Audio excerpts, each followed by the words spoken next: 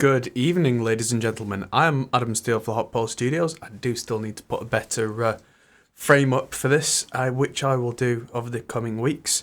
But today we are going to be looking at mixing for an Iron Maiden-ish kind of band.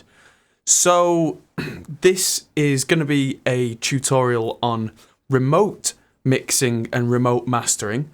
So the best way to explain this is the process I would go through if I've not recorded a track.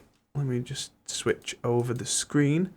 So if I've been sent all the separate parts for a song, then this is how we would go about mixing. So this is a track by a band called Serpents Kiss called Slaves to the Light. So big thanks to Serpents Kiss for allowing me to use this track for the video.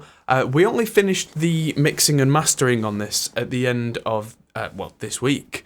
It's been about a 2-week process, not 2 solid weeks, but it's taken roughly this long to get 9 whole songs mixed and then mastered as well to album release quality. So this may be a bit loud, so make sure you're not going to jump out of your chairs. Just put your hand on the volume control. I'm going to play you the first half of this song. This is Slaves to the Light. So listen to this. This is the mastered version.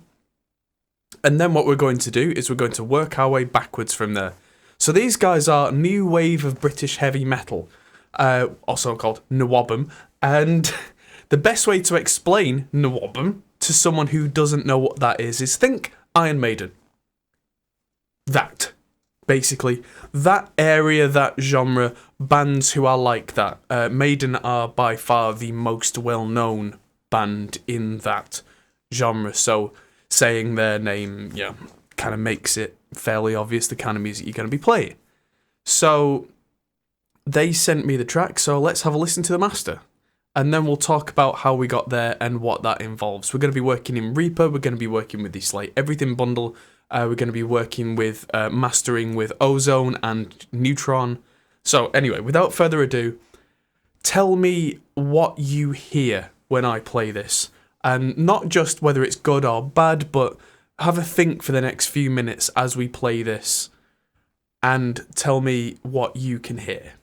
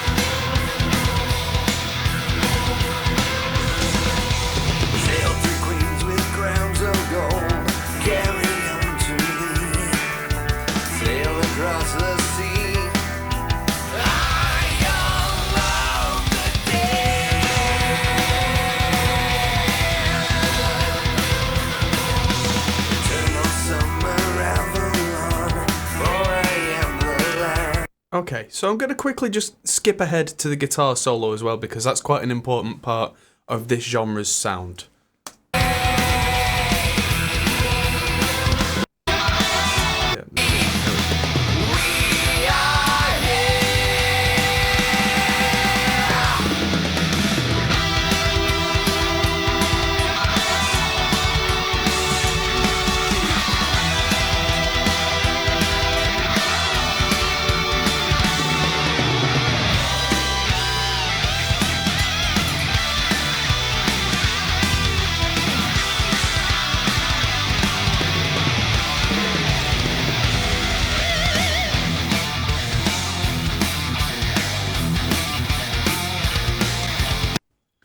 Okay, so there's quite a few people watching. Feel free to put a comment in the live chat as to how you think this, not just whether it's good or bad, but what you think about the sound, whether you what stands out to you, because there are plenty of things now that I've done this upon reflection that stand out to me, which are very interesting. But I'm just going to set my phone up. What do you mean this live video should start soon? Let's have a look, because this should be live now on the live Facebooks. Let's have a look at the Hot Pulse Studios page. There we are, yes indeed. Anna and Andy are watching. Hello. Drums are not on the grid or in time. No, they're not supposed to be. That's something that's interesting about this. When I was setting this up, the drums are not perfect on this track. I would not fix them. As we were talking about this kind of band, this is not the kind of genre for me where you should be correcting it. I mean, I don't want to throw the band under the bus, but I have. It is live. Yeah, it is. Hi, Anna. It's. There are a few moments in the drums that personally, if I was recording them, I would have done a few more takes. I don't want to throw the band under the bus, but there were a few bits where I was listening to it going, Also, there are a few bits across this whole album that if I was the producer recording it, I would have re-recorded because they're not how I would envision it to be. But the way that this was sent to me was pretty much the brief was, make this sound as good as you can. Now, interestingly, one of the things that we talked about was reamping. And there is a version of this where I reamped through a Marshall JCM 800. It turns out in the end I wasn't particularly enthralled with what I'd got. Maybe it was the DIs, maybe it was me having an off day when I was miking up the reamping. But we'll look at that. And also there are some blended in triggers on the kick and the snare. They have not been replaced. Which is a very important distinction in my mind. And some of the tracks that I was sent had pre-existing trigger tracks. So again, the implication there being that in this case was acceptable. So we're going to go backwards now. We're going to look at the mix for this track before we talk about mastering. Then we're going to go back and we're going to look at the concept of remote mixing and mastering. So if I hit play on this somewhere. So this is the mix. Brief aside, this is a brilliant example of Reaper's Project Tabs system, which is like, Google Chrome tabs. So I've currently got open the mix, the master for the album, which I've made a new version of for the purposes of this stream so we can screw around with it and not affect the master. And I've currently got an empty project, which we're going to work with in terms of talking about... Oh, excuse me, that was completely unexpected. How rude of me. I'm sorry. We're going to talk about what to expect from someone who's working remotely, what to ask them for, how to work with it. So, again, let's look at this mix.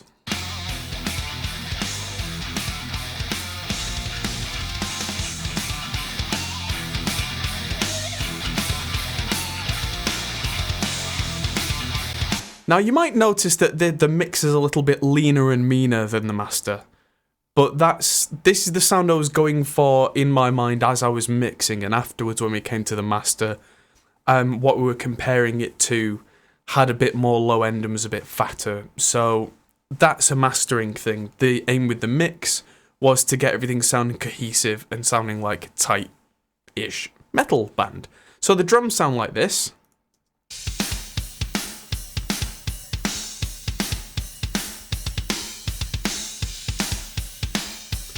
Bass sounds like this.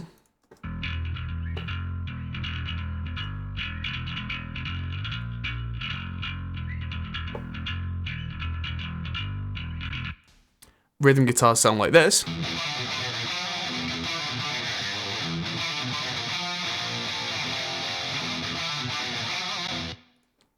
Let's find some... so the clean guitars sound like this.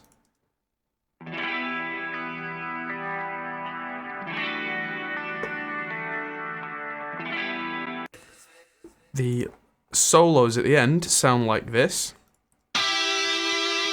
Ooh. Very bright.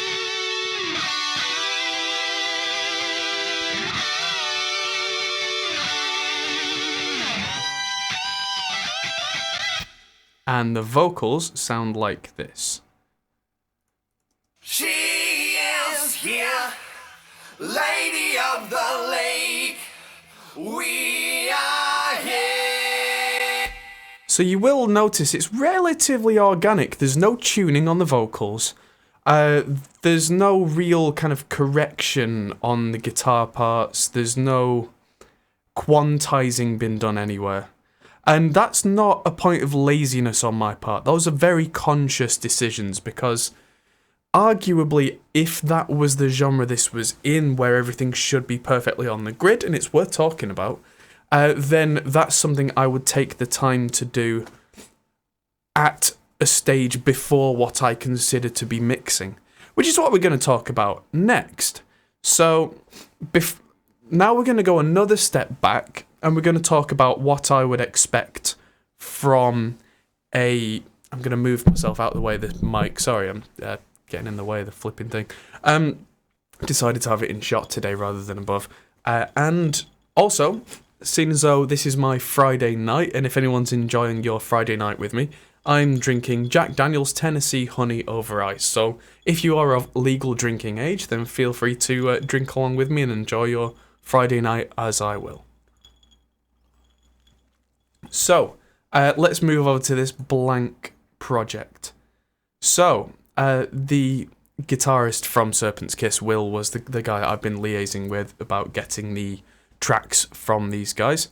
And the first thing that he said was, the first thing he said was, well, maybe not literally the first thing, but when we got down to the nitty-gritty technical of sending the files over, as what do you want me to send you? So I had the option of asking for a project file, but that is something that I personally and most remote mixing engineers do not ask for. What I asked for, and I almost always ask for, is just WAV files. AIFF is also fine. Basically lossless files. Either in 24-bit or in 32-bit floating point, if that's how you've been working, that stretch from the start of the song to the end of the song. So the full length. Whether there's only one little piece in there or whether it goes through the entire track doesn't matter. I want that time span to be the entire song, including all the big blank bits, because what that means, as you'll see in a minute, is I can drop them all into one project and they will line up as the recording engineer intended. Now, could have sworn I had this open, you're having a look at all my file naming. Anywho, so you see there's a file called trig here, so that's a kick trigger that was with the song originally. I wasn't particularly enamored with the sound of the trigger, but the fact that it was there meant that I felt quite comfortable making my own version of a trigger to go with that. So, let's have a look. So, there's all these repeaks files. They've appeared there because I've already dropped these into Reaper once. So, you won't have these sent over. They will magically appear if you're using Reaper, if you drop all these in. There are a few tricks that I'm going to use today that are Reaper specific, but mostly this is entirely DAW independent. Tom, that'll be son of Will Philpott. So, thanks. Hi. So, yeah, we're going to drop in... Firstly, I'm going to drop in the drums. And as a personal preference, I never drop anything in at the absolute start of the project, because you never know if you're going to want a bit of a gap at the start. You never know if you want a bit of a... Oh. Busy. So, yeah. You never know if you might want something to go in your project beforehand. So, I'll drop them in. I've already engaged snap on the top left, which means that every time I drop these in, they will snap to the start of the same bar. It's almost arbitrary. I like to go 30 seconds in, so I've chosen bar 17. It's asking me, do I want to drop them on separate tracks or a single track? If that sounds silly to you, both of those options can be great in the right context. In this context, we want separate tracks. And what that's going to do is that will plop in every single track. So there's our drums right there. So if I hit play, we should get something.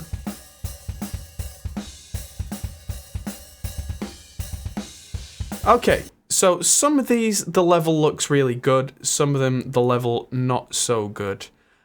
Which is something that I had to deal with here. But it's not the end of the world.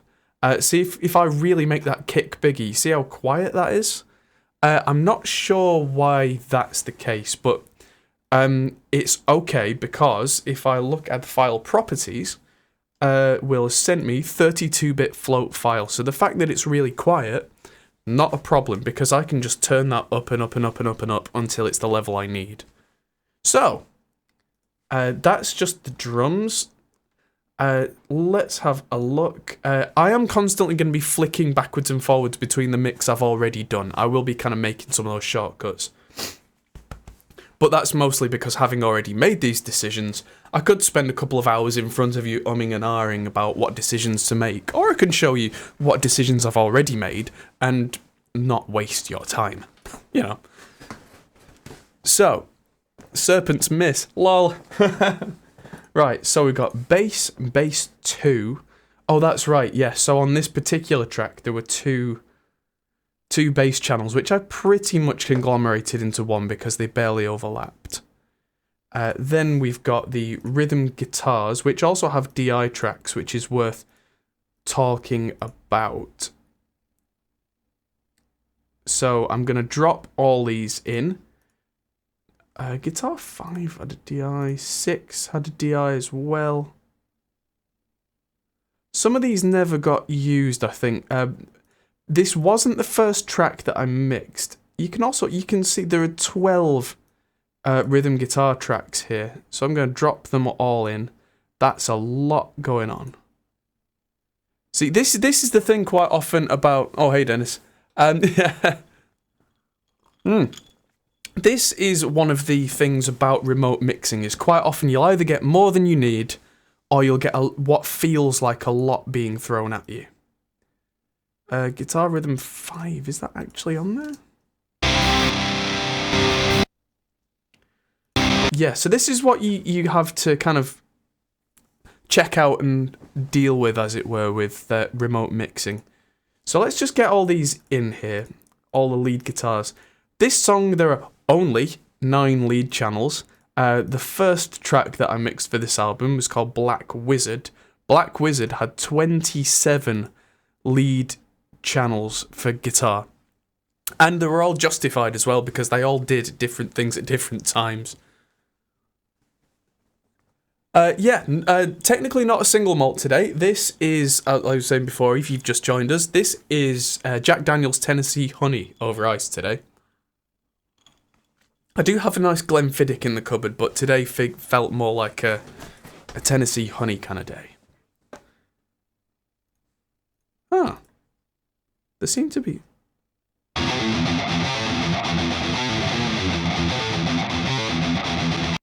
Ah. Let's just check those out. Yeah, so I made those into rhythm tracks. Yeah, so some of this was as I was getting this project, file by file together. Oh, that's right. Clean Guitar 2 seemed to be missing entirely, I think, on this track. There was 1, 3, 4, and 5, but it sounded good, so I just kind of rolled with it. In hindsight, there should probably have been an extra pan of that particular one. So we've got choir channels to go at the bottom. What else have we got? Because we're already dealing with quite a lot of channels now. But yeah, this is the first part of the process for me with working remotely, is get all the files in there. So what I've ended up having to do there, because I couldn't see down, is I've just added the vocal tracks further on, so I'll just drop them down where they should be. So if we hit play, this is going to sound, hopefully, like everything's in at the right place. It's not going to sound good, but if we can hear that everything's there, that's a start.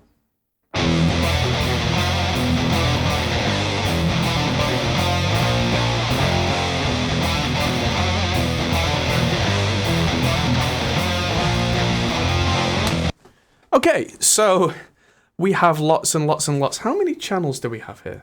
So we've got 62 channels to work with. So that's a lot. That is enough to overface a lot of engineers. So what you've got to do is mentally break it down.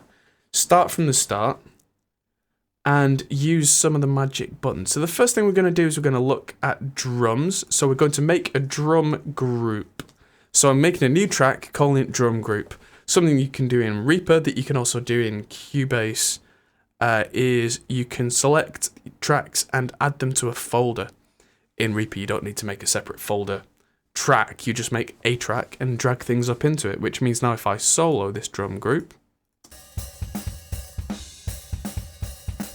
then we just get drums.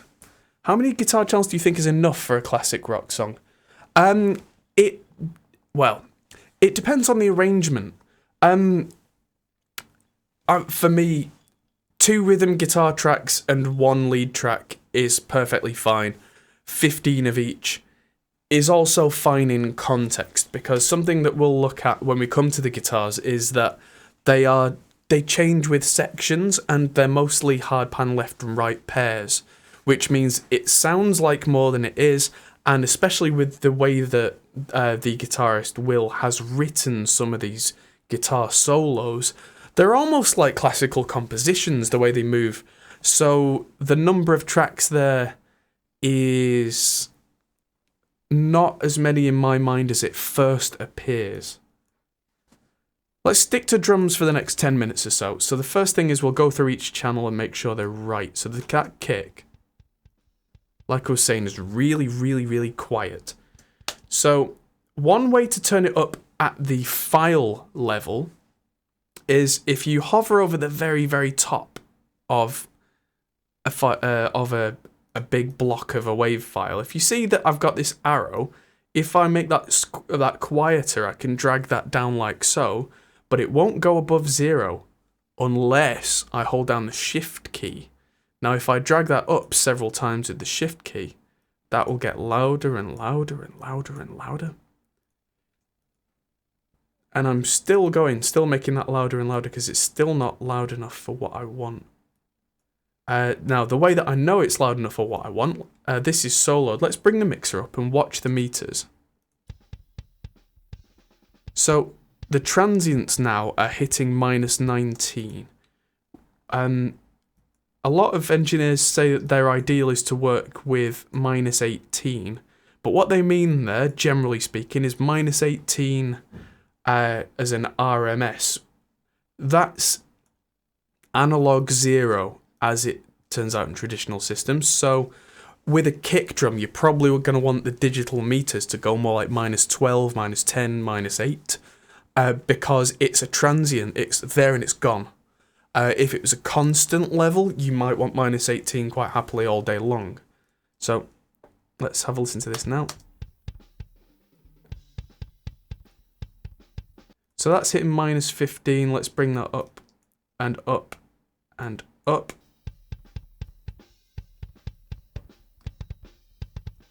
Another way of doing that is if I go to the item properties, it'll give me the volume there, so I can make it louder in here.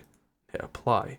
So we're at +24 dB. If you'd sent me a 16-bit file, that would be impossible. It would sound now like a snowstorm because of the 16-bit noise floor. But that Not bad. Next track is the sub kick.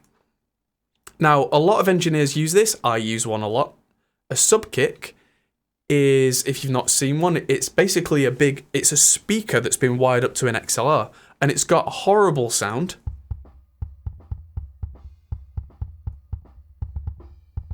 Sounds like you're underwater. That's not been EQ'd by the sound of it, which is, that's how it sounds off the desk. But you blend that with a nice punchy kick mic, and suddenly in a mix, it feels like it's got weight. I'll put that together with the kick mic. And one thing, they don't quite sound right. One thing you've got to check. I'm going to zoom in on these now. And if you look at the two waveforms, you see one's got a big bump going down and one's got a big bump going up.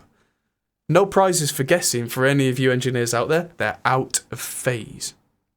So what I'm going to do now is where it says sub kick and it's S for solo, down here is a little button that says phase normal. Click that, phase inverted. Play these together now.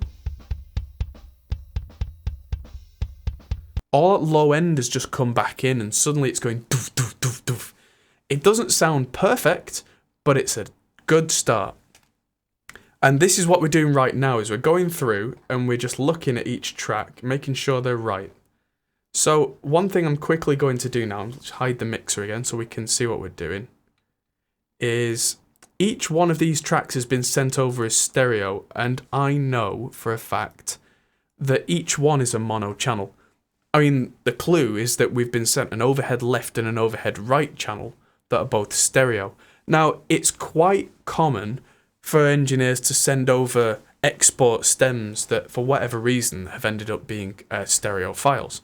So to make life easier and to make actually looking at them easier, I'm going to go to the item properties for them all, and there's channel mode, and in Reaper, I can change it. So I'm going to change them to mono left, just because that's the first channel, why not, and hit OK, and that's now only going to read one side of each file. It's going to pan it right down the middle, unless we tell it otherwise, of course.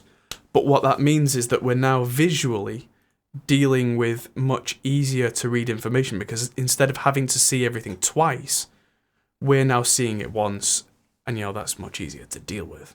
So this kick trig is the next thing. We have a trigger channel. So that's now 3 channels of kick drum. Useful.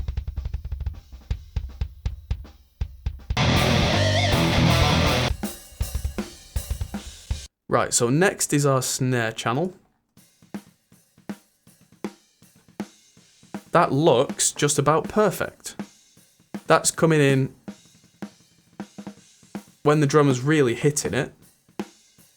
It's coming in around -10. I'm happy with that. That's fine. Snare 2, which, let's have a listen to it. That's really quiet. So what I'm going to do is I'm going to normalize that, which is something I very rarely do. Item processing, normalize. And that's way too loud now, so I'm going to bring the volume down on that until it looks reasonable before I even hit play, so I don't go deaf and you don't go deaf too.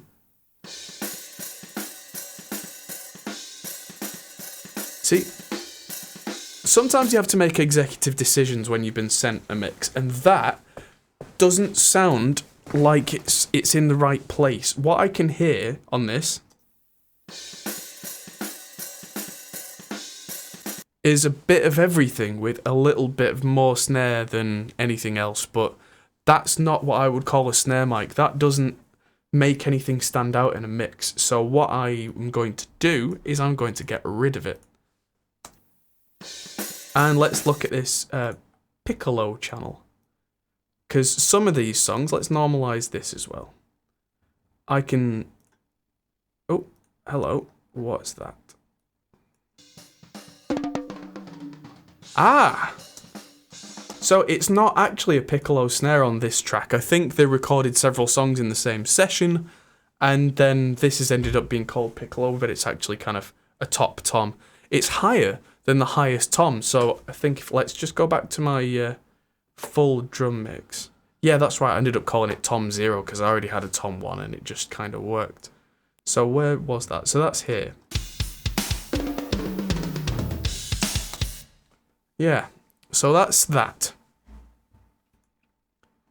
So we don't want to delete the channel, but what I am going to do is I'm going to cut around that, having normalized it and seen that's the only one, and I'm going to get rid of everything else.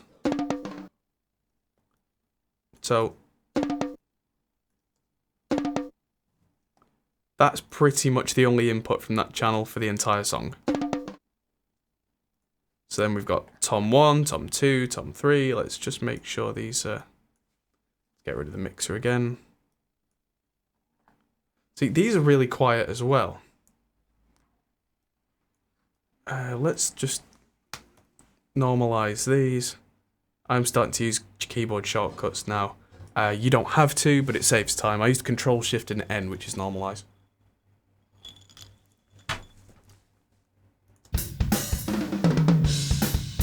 There's a lot of bleed going on these tracks, so some of them will end up gating, some of them we won't. That's quite a clean sounding hi-hat track.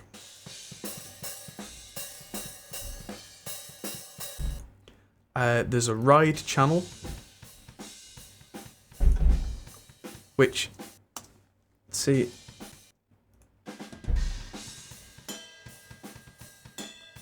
I'll just mute that for now. I don't think I ended up using it in the final mix, and if anything, I don't even know if I did anything. Yeah, the hats are still on.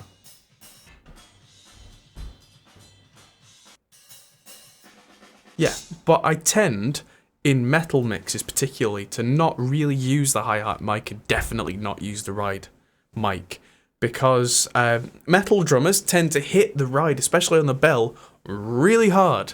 It's not like you're miking up a jazz drum kit that the drummer can smack that ride cymbal, which means it projects so much onto the overhead mics that you do not need to reinforce it. And if you try and reinforce it, you'll end up with a really nasty kind of blend. So we've got overhead left and overhead right as well. So what I'm going to do is I'm going to make a new track. Something I always do when I'm sent 2 mono overheads is put them in a folder. Hard pan 1 left, hard pan 1 right, and then see what I get in stereo. The world's quietest overheads. So let's normalize these and then take that back down a bit. What do we get now? 25 decibels louder.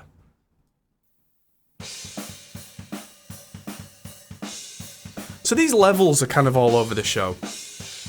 But for most of these, the actual recording level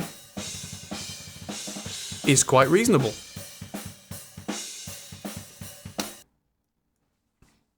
So, we now have a drum kit.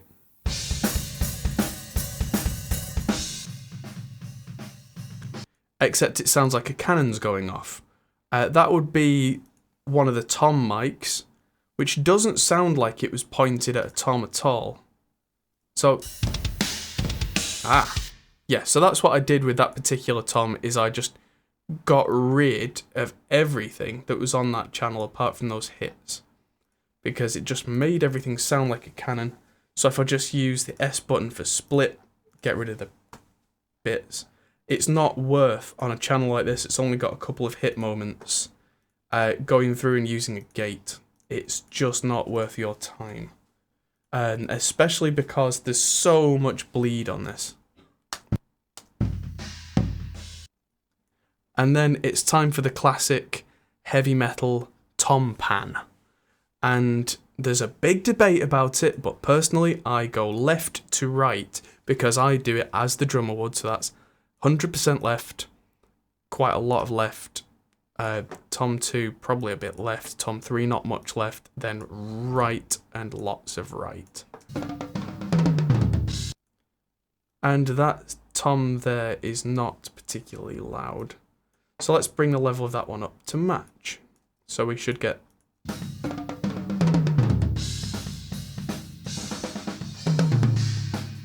Right, so if we just solo the drums.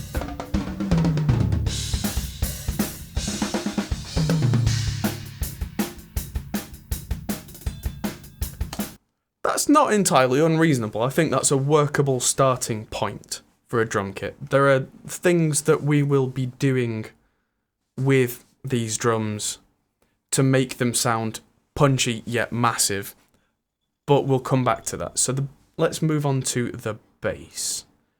So we've got 2 bass tracks and we've got 2 DI tracks. Now let's listen to one of the bass tracks.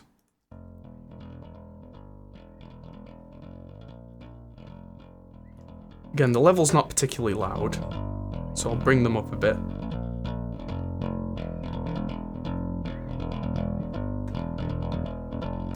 Sounds like a nice clean bass DI. And let's listen to the amp for that.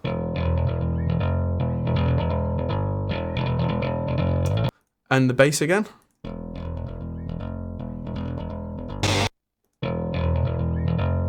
Right, so what I'm going to do is I'm going to delete the bass amp channels entirely. I'm going to get rid.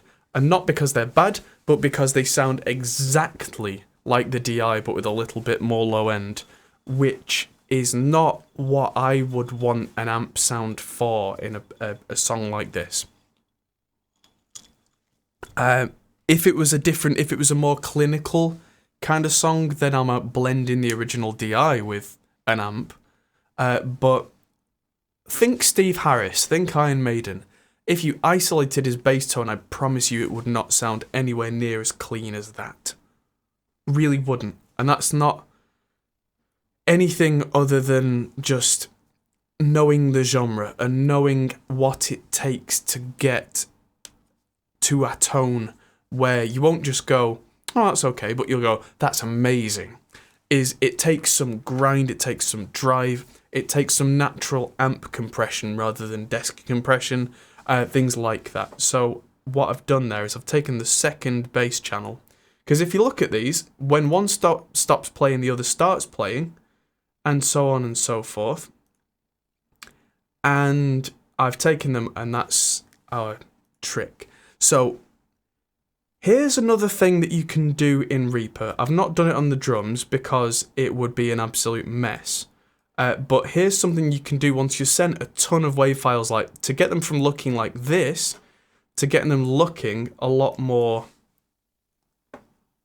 like this, where you can see and it's nice and clean. So what we do, without having to go through and manually trim everything, there is an action for this, and it's hidden in a menu. So what I do is I go Actions, Show Action List, and in Reaper that shows you every single possible thing that you can do right now, and there's a lot of them. So there's one called Strip Silence or something like that. So if I just type into the filter silence, auto trim split items, remove silence. So I've put that onto Alt and T as a shortcut. It's not got a shortcut by default, but I've added it to that. And if I click that, that brings up this window with the tracks that I've selected. I've put a threshold in of -90 dB. So basically, if you're not playing anything, ignore silence shorter than, so it doesn't end up with choppy. I've put a leading and trailing little pad, so a few milliseconds of a fade on, so we don't get that awful kind of square wave cutoff thing. And the mode is split and remove silent areas. Preserve timing of non-silent areas as well. So if I hit process, 3, 2, 1, oh look at that. All that stuff has disappeared right there. And I'm going to do exactly the same thing with all these channels right now. So I'm going to select all those rhythm guitars, all those vocals, and I'm going to do the same thing.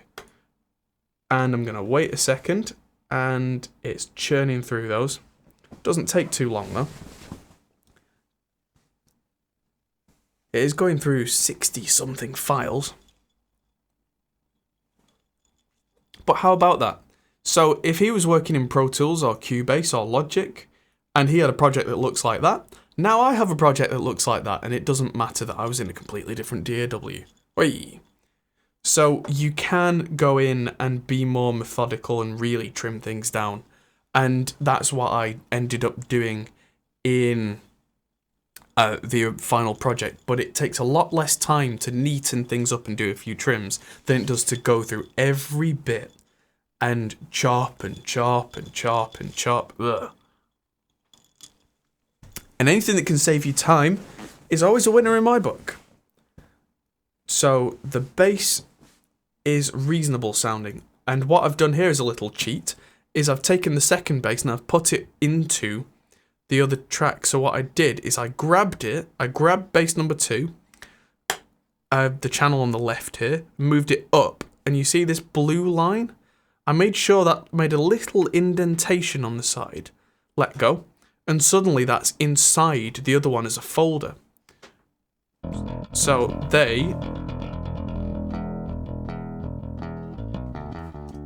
are now part of the same channel. I've only soloed one, but that means I only need one amp or one virtual amp or whatever it is that I'm going to use for that. So let's move on to the rhythm guitars and have a listen to them. Oh, the rhythm guitars are in a really weird order. So I'm going to put rhythm guitars 1 to 7 before number 8 because that's really stupid that it did that. Where's rhythm 1 DI? Ah, down here. So I'm going to mute these DIs for a second and I'm going to pan the guitars left and right because that's how nature intended with metal like this. They should be left and right, and let's have a listen.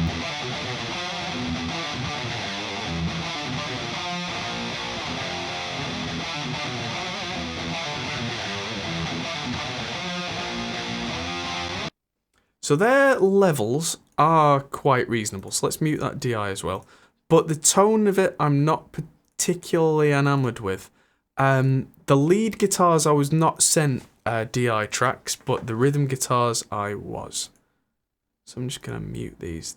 There's a lot going on here. Oh yeah, so rhythm guitars for 5 and 6, the DI tracks are blank.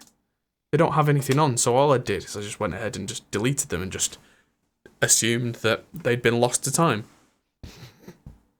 So we've got rhythm guitars. What? How many have we got here? So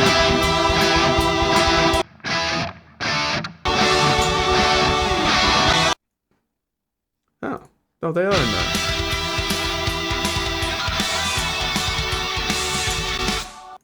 So we've got 12 rhythm guitars.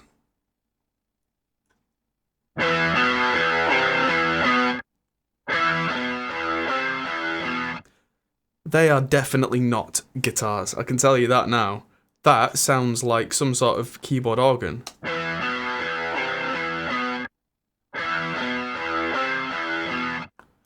It's a synth, but it's very John Lord, and I like that kind of thing.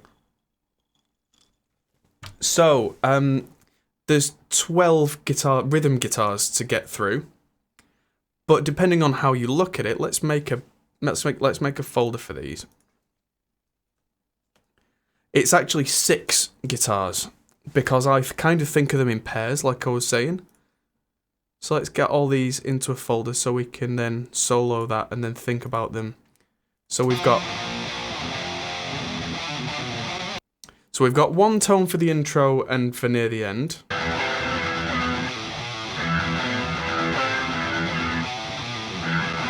Then we've got another tone there and the John Lord style stuff, so that's 4.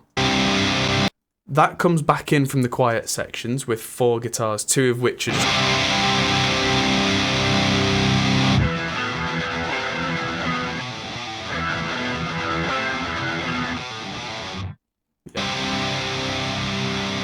And then for this section, so...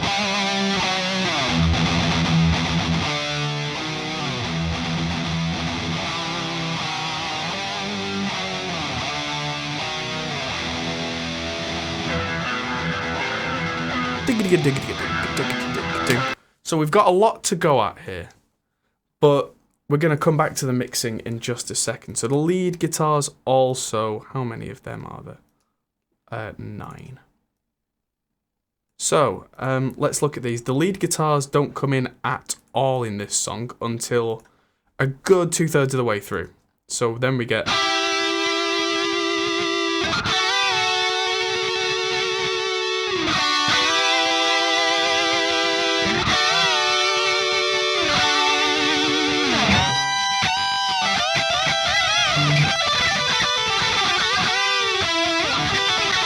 So there's a lot going on there, and I think what I did with those is I hard panned them left and right, apart from the feature ones which left in the centre.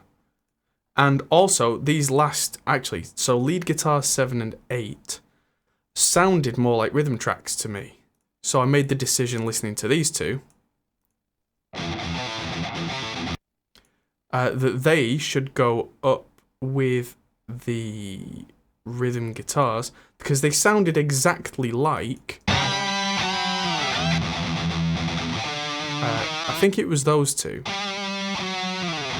So why have two separate channels for that? So what I did was I just moved them onto those rhythm tracks and then just deleted those two lead tracks. So because the sound is the same and they'll fit in that same tonic, that same tonal space, why have 4 channels for that? So that then simplifies things a little, and we've gone down a couple of channels, which is a little easier on the mind and on the processor. And then right at the end, there's this big thing. Now that is a stereo track. That's been kind of pre-composed by Will.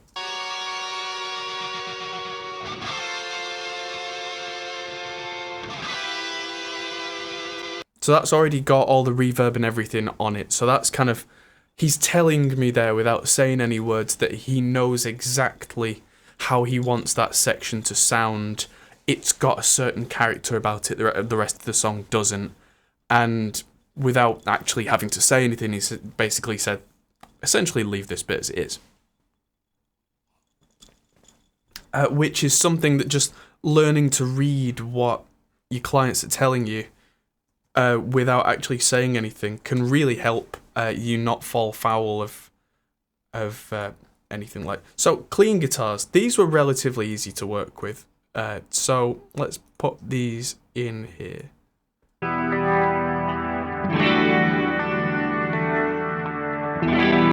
So I just pan these left, right, left, right.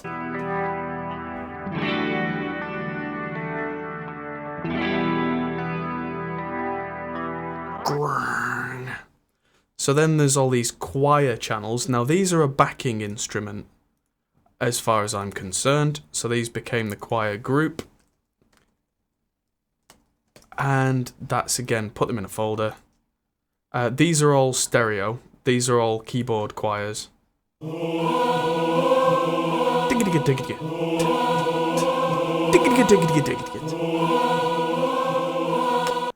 So these go on those sections in between the main vocal. So these are basically making the hook. And then we've got, so are these actually backing? So these are the lead vocals and the backing vocals. So apparently these were recorded separately. The singer is in Canada, which is not where the rest of the band are. So if I listen to vocals left and right. Winter's child is drawing near, yearning for the flame. The cross has failed once more. Winter's child is drawing near, yearning for the flame. The cross has failed once more. Winter's child is drawing near, yearning for the flame. The cross has failed. That does sound a bit weird. It sounds like it's in some sort of weird kind of 3D space. Winter's child is drawing near. But I couldn't make head nor tails of it, so I just decided in the end, because vocals like this, in my opinion, should be mono, because you've only got one voice, that what I did was, where it was left, right, left, right, left, right, I just deleted each alternate track, so every performance is there, but so yearning for the flame. The cross has failed once more. Slaves of the light. So all 4, so there's 2 lead vocals, 2 backing vocals there, and each one is represented. So if we hit play now, it's still not going to sound amazing, but everything should be there.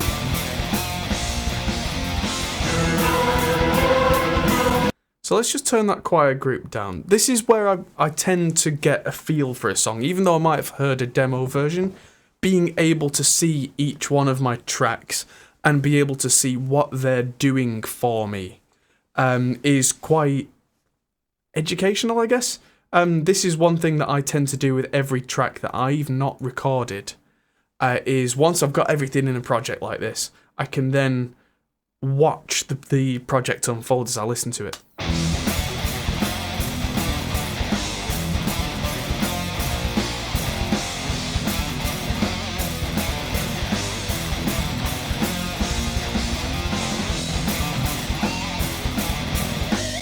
And we've already heard kind of where that gets to. So what I'm going to do is just move right ahead to the mix. And we'll talk about, say, the drums for a start. Then we'll talk about the bass, the guitars, the vocals. Then things like automation and where they're really, really useful for a whole song's arrangement. So put that down. So, the kick, let's start there and work our way up. So, the kick is firstly gated, but it's gated using a gate that stays open on the high end, not the low end, sorry. So it's got an organic element to it. It's quite a soft gate. It's not a really nasty choppy thing. I really don't like using really aggressive, choppy gates unless I have to, because I prefer to try and retain a bit of that organicness wherever possible. So Gatey Watey, as much as it has a silly name, I've done a video about this before, it's a great gate because it just... that's how the kick track sounds. So from there, I moved on to Virtual Mix Rack. So I used the Hollywood. So let's just go to what it sounds like without all this. So, and without that EQ as well. Oh. So it sounds pretty weak. So that's the Hollywood, and that just adds a certain something. It adds some warmth, some attack. The FG Stress brings the level up a bit, but also makes it very attacky. This is it without. And with. And then you can see the EQ. I've really cranked some of these knobs. And that's something I learnt from Chris Lordalge, that I am not afraid to use an EQ, especially an SSL EQ now. I found that a Neve EQ can get quite nasty and piercing if you crank it, but an SSL just does its job all the way up. And it goes like that.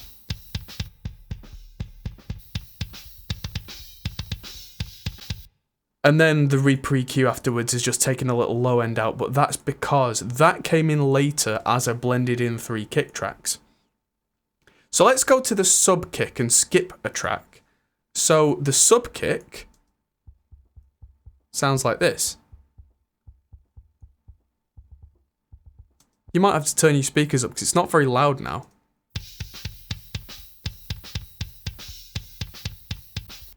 But it's the kind of thing, the sub kick microphone. So there is quite a hard gate on this. And then there's an EQ that takes out anything that was remaining above a kilohertz. And there was a big tubby frequency around 140 hertz, so I got rid of that as well.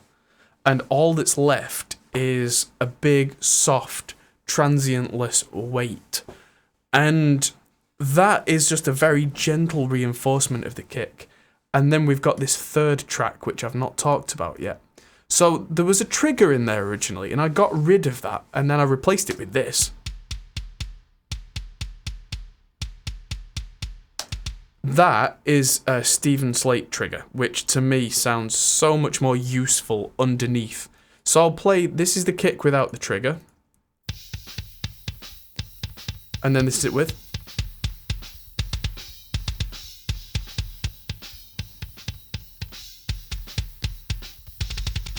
Not only is it fuller, but it's more consistent, because the original performance wasn't very consistent. So the first thing I've got on there is one of Reaper's gates, but what I'm actually doing with that, I'm not using it as a gate, I'm using it as a trigger detection. So it's very aggressive. So the output. Yeah, so we don't actually need any output at all from it.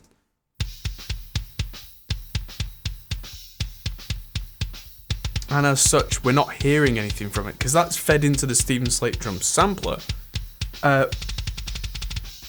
It's a very, very, very fast attack and release, and all that's doing is this little tick box at the bottom, send MIDI on open and close notes. So what's happening there is every time that kick hits, it sends another trigger note to this Steven Slate Drums 4. Now there's only one instrument in there, and that's one of the original Steven Slate drums, kick number 5. Kick number 5 sounds disgusting in my opinion. It's got that slappy,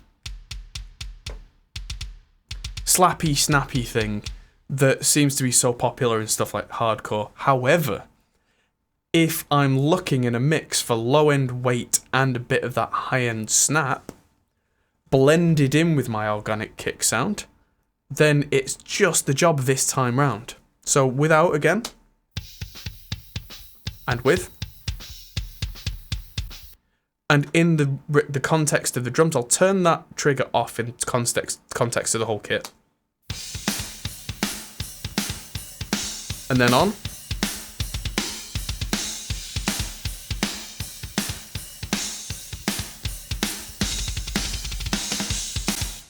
And there you go, it's got a nice consistent low end and a snap, but we've still got that organicness from the original kick being blended about 50-50 to give us that realism that we want, but also giving us that power that we expect.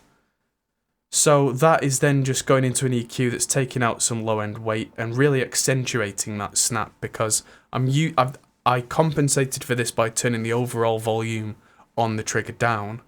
That's now just making it reinforce that snappy sound and not do anything. And also it's got a really low, I think it's 30 hertz filter, just because I listened to the mix on in-ear monitors and the low end in the kick was making my eyes water. And it turns out it was this. It had so much low end in it, I just needed to shave that out because, whoa. Now onto the snare. I ended up getting rid of that under snare mic because it was just useless. So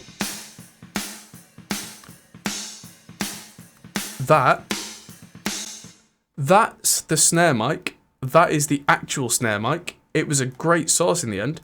So we're using Gatey Watey again, and what that's doing is it's keeping everything up to over a kilohertz all the time.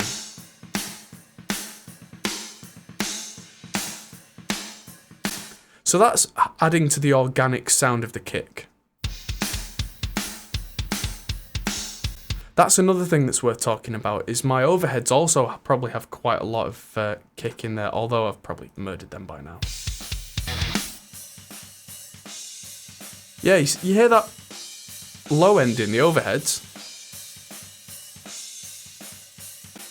That's the real kick right there. So it's that blend of every channel making that kick drum sound real.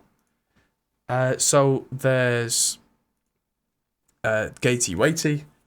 Then I've got the New York, really heavily saturated on the snare, and what that's doing is that means that whenever the snare slightly inconsistently hit, if it's hit harder, it just saturates a bit rather than poking out of the mix and being like, oh, what was that? It's just... Then we've got FG Stress, again on a 2-to-1 ratio. So not compressing very hard, but just being hit quite hard in itself, and then I'm really lifting the high end out the snare and some of that high mid and some low end in the end, because the Neve EQ is quite a sweet kind of sound, and it can just make... Let's just isolate that snare again and just turn that EQ off. So that's what came in.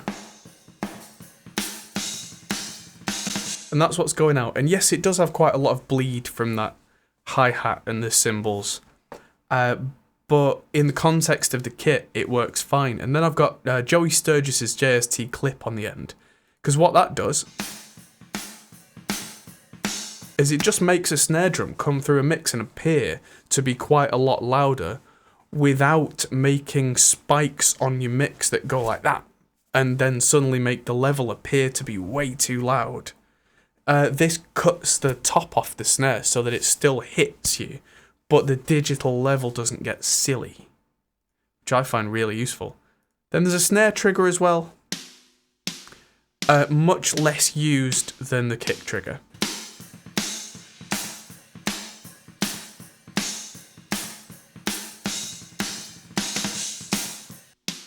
Let's see what snare that is.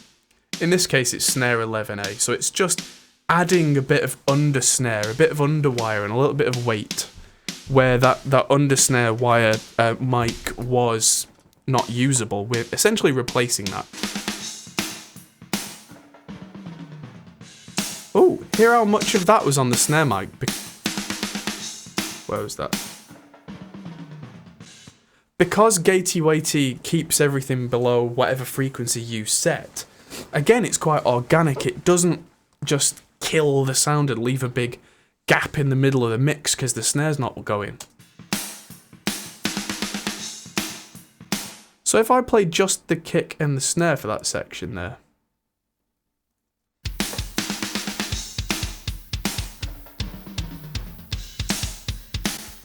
Sounds relatively nice for close mics because, and they're all, and then we've got, you can hear a lot going on as well there, which is interesting.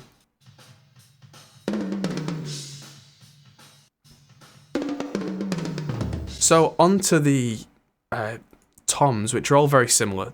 So they've got Gatey Watey as well, but using them more as a pure gate.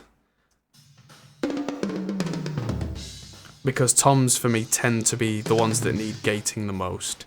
Then they've all got virtual mix rack with the Hollywood. The 1176 is to add some punch to the toms to really stop them from being and to really get that kind of thing, because an 1176 is quite a fast compressor. The preset was called drum room mics, but I've used it on the toms, and then you can see that for each one, like for that's tom 2, didn't need any more low end on that particular tom. So that's got quite a lot of high end cranked in. The 295, I'm guessing, is the first fundamental. This particular mic sounded thin compared to the others. And then lower down, what have I done here? So like tom 4. So one of the floor toms, what have I done on there? So that's got quite a lot of low end added in there. Still a lot of that fundamental, and not as much of the high end added in because it didn't need it. And then for tom 5, let's just look at that quickly. That is not even gated because it's manual now. So that's a really low floor tom, and that's been smashed. So I've put plus 13.7 dB on the low end. So the low end knob's nearly been ripped off. But if I brought the frequency up, then it just kind of muddied the mix. So I just put that low down enough as an EQ that it affected the right frequency range and cranked it. And that's brought enough of that. And there's quite a lot of low and high been added there as well. So it's a real kind of loudness curve on that tom to really make it stand out of a mix. So you can see it. Technically it's redlining there. A washing machine. But that's fine. I mean, it's barely redlining, and then when we look at the drum group, that's 0.5 dB over, which feeding the bus compressor is not a problem. The overheads, let's look at them. Because they sound significantly tinnier than they did. I'll turn all this off. That's how they sounded before. And that's how they sound now. So I've gradually added more high-end, more punch, more character. So let's turn all these off and start from the start. So I've got Hollywood, which is subtle, but it makes everything come to life a bit. Then I've got a Neve EQ, which is mostly just adding a little bit of snap on the snare and some top. Then the brand new Audified compressor I'm using to really smash the drum overheads so that they sit in the mix quite nicely, so that as the drum is smashing away on the cymbals, it just gives a pleasant rather than suddenly poking out the mix from nowhere. The next one is FG Stress, but if you look at the mix, it's down at 10%. So this is on nuke mode, and it's absolutely smashing the drums.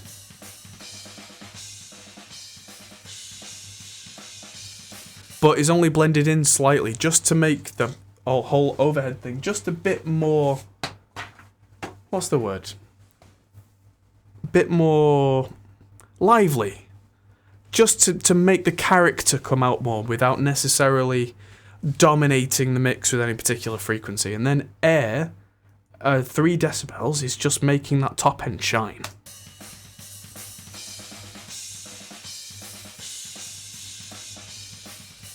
Air is the kind of thing I don't tend to add to channels until I'm quite near the end of what I consider to be the mix and something needs to shine. That's when that comes out.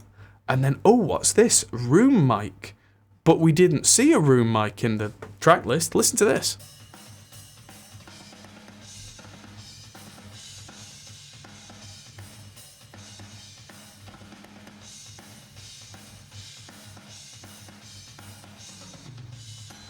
How about that? A room mic. So that's a great trick to know if you've not got ambient room mics and you let's just play the drums without the room mic. And then without.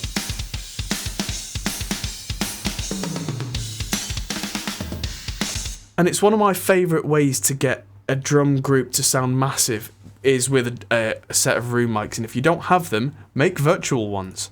So what I've done is I've sent the kick and the snare and all the toms, hi-hat mic and the overheads using pre-effects.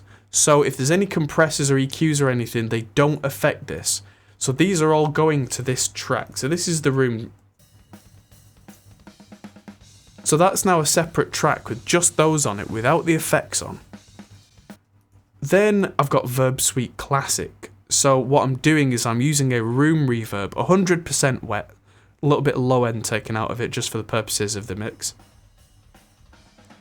And it's as if I've then replayed that drum sound through a big room.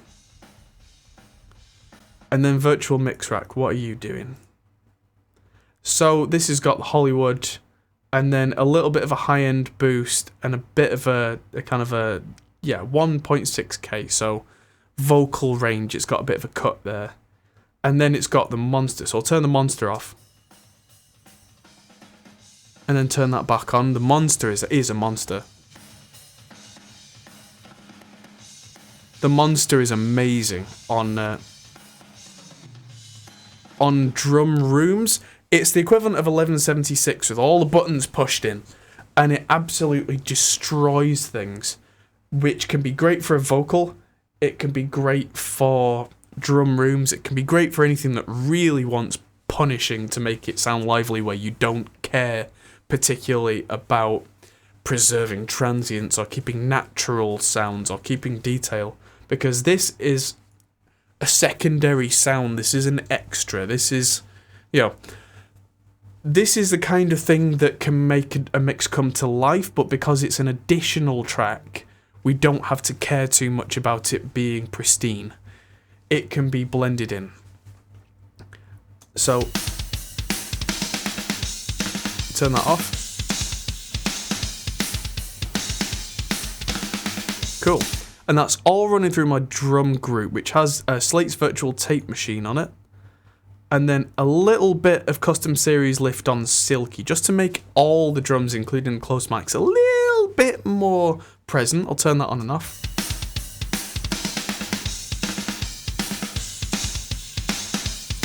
Doesn't do much, but in the whole context of the mix, it makes it a little bit shinier, is probably the word I would use. And then the virtual mix bus I put on every bus, it just, with that SSLE group, it just makes things sound nicer to my ears. So if I turn that off in the drum group,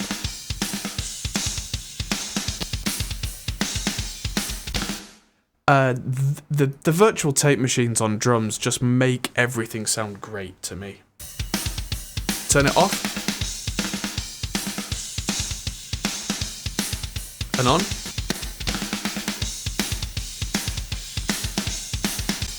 And that's just on the default settings as it comes. It just makes drums sound great. So I use it. And there it shall stay. So let's move. Oh, one more thing is there is a snare reverb, which if I turn that off, suddenly the snare sounds a little bit pathetic.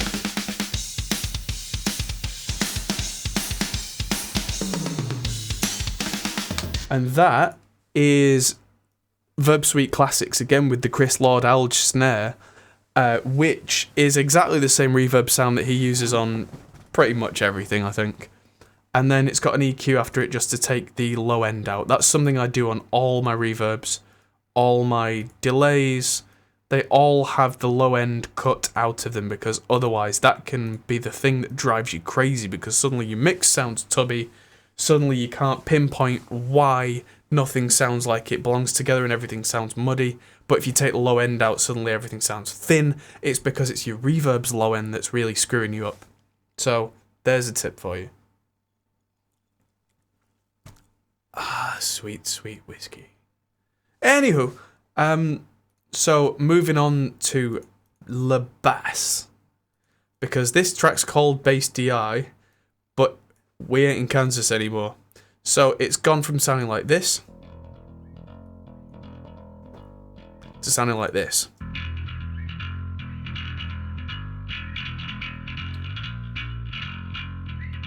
So that's got guts, it's got low end, it's got definition, it's got balls. And let's do this one at a time. So there is no parallel track, there is no secondary track. I like to run one single bass track with a chain that just sounds right to me. So, worth mentioning quickly that a little bit of this is being sent to a track called Room Verb, which is my room reverb. Most of my tracks go to this. So this is that, it's the Bricasti M7 with Studio B close. And most of my tracks end up being sent a little bit to this because I find that it makes a mix gel so much better than just a completely dry mix.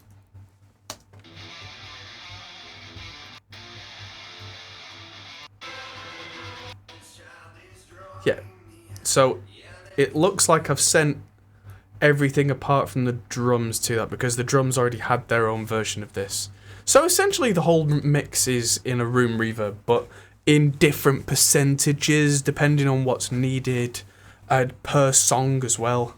So the bass, let's look back at the bass, which is going through that a little bit. So the first thing is I've gone back to using the TSE Audio BOD pedal plugin because BOD version 3 sounds a lot more like a real Sans amp. And that...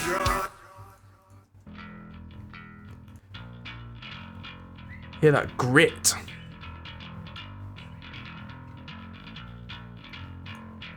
Compared to this.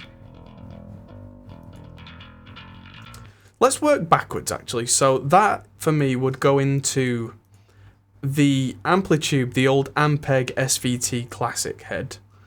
And in this case it's going into Wall of Sound into two of my cabinets. In this case I'm using my new 18-inch Trace Elliot speaker, which is a big low-end monster, and a Zilla 4x10 bass cab in equal measure, roughly. So one's got a condenser, one's got an SM57. So the 4x10's giving me that vocal range grit, and the 18-inch speaker's giving me that natural low end. So that's the sound of an Ampeg SVT. So that's just the 18-inch speaker. And this is just the 4x10, which just has that gritty thing. Together, they have some character. And it still sounds too clean to me. So if I had the BOD in the front, that's my idea of a bass tone for this kind of thing.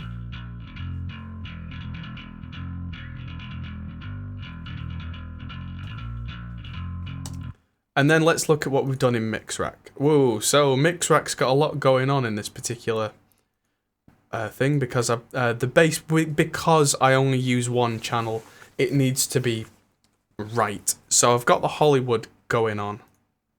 Let's just do this step by step like we did with the drums. So that's absolutely pinning the Hollywood, which is already naturally saturating it. I'll turn it on and off.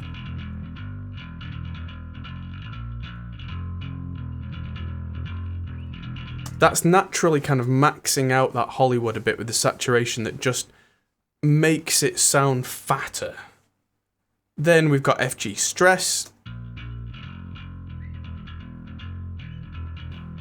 which isn't compressing very much, it's just keeping an eye on some of those bigger strikes.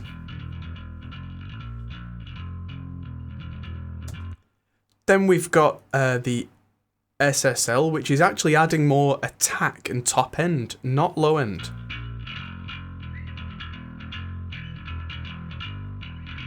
Then I've got the 401 compressor, just again ironing things out a bit so it's just perfectly consistent. Then we've got a little bit of the big sound and a lot of presence from the Custom Series Lift. The Neve EQ is adding that low end in right there because the Neve EQ is much sweeter and more broad and musical, where the SSL is really precise. A little bit more top there and a twitch of presence. So it's been added gradually. And then the mix bus is just doing its thing there.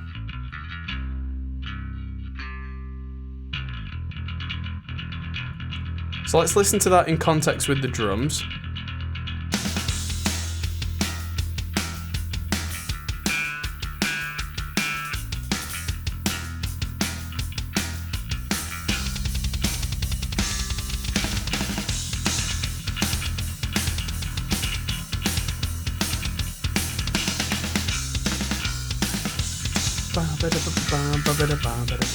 Right, so now we take a look at the really interesting stuff, and this is where the rhythm guitars come in. Because that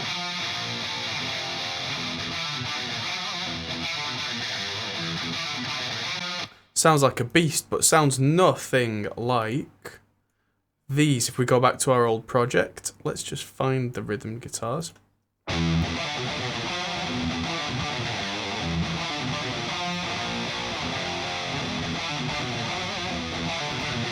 So that one sounds good, but to me the rhythm tracks sounded like they had a bit too much gain in a single stage, which means that they were struggling to fit into the mix. So I ended up using, of all things, Bias Amp 2.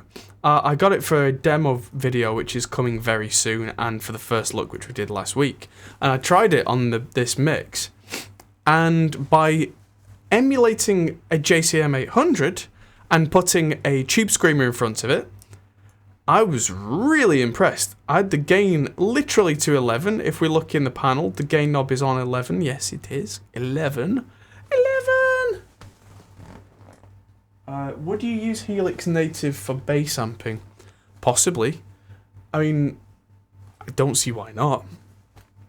In terms of what you would use for bass amping, go with what works for you.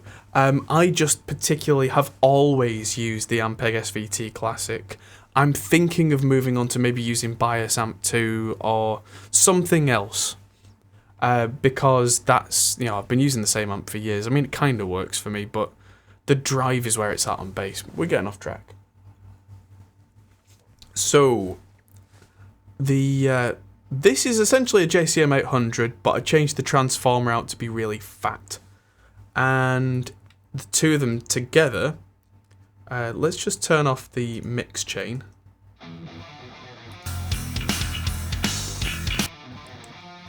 I mean, it sounds quite muffled there, but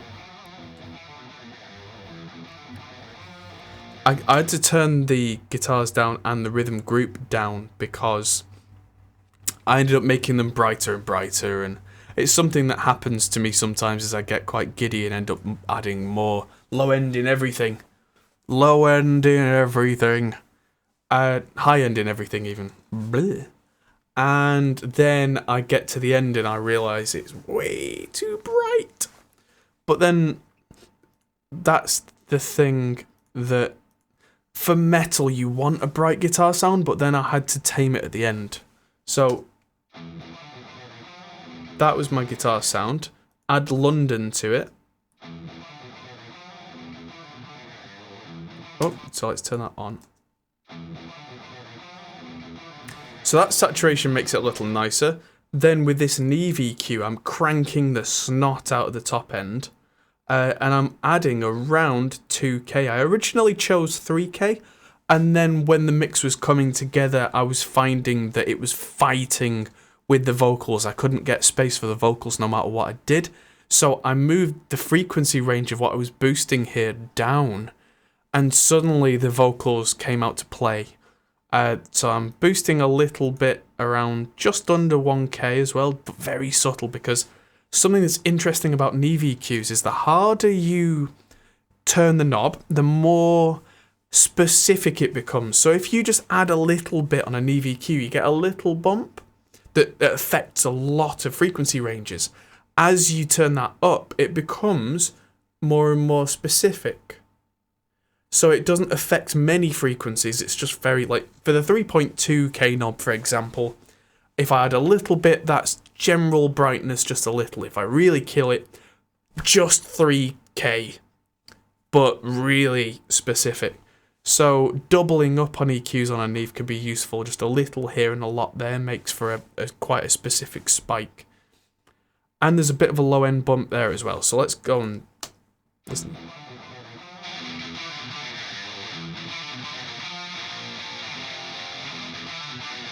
And that's exactly the kind of thing that I would be doing with a real JCM 800 or whatever it was that I was working on. And then if I hit play and...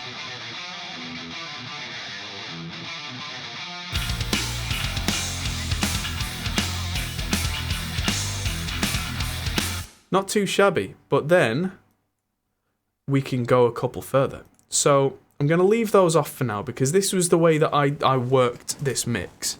Is I brought things to this point because I kind of think of mixing in a few stages, and of course one stage was get the files in, get them right, get the levels right, all that kind of thing. The next stage is get a sound for each instrument or group of instruments that I like. Then the next stage is what people actually refer to as mixing, which is where each element then has to come together. And what I tend to do, if things sound natural and nice and, as they should, then I'll start to then mix on top of that to make elements fit like a jigsaw. Hopefully without undoing what I was doing before. So from here, I'll leave these two elements off. No, I'll turn Virtual Mix Bus on because that's usually on every group. Then I added Virtual Tape Machine next. So I went from this thin sound to this much thicker sound. On again. And then what's in Virtual Mix Rack here? So I added some shimmer and some air.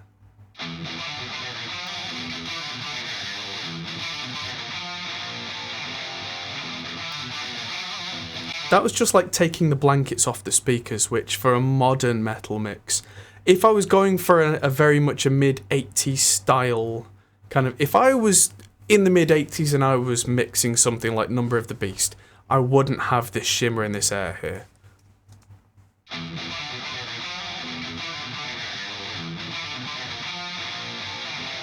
Because to me that's a great guitar sound. But with it being a modern sound, I ended up kind of taking the really high end and just lifting that a little. So let's play that in context.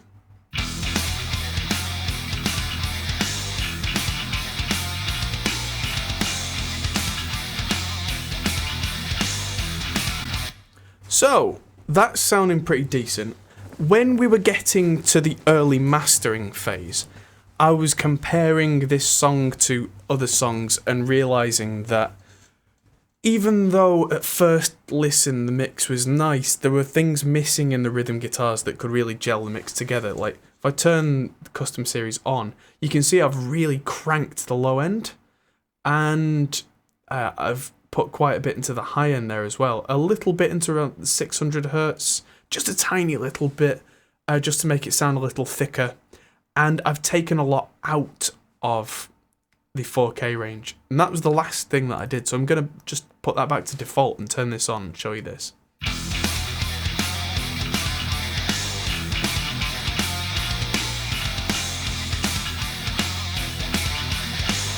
So it really helped it jump out of the mix. So I'm going to solo this again. So the low end particularly.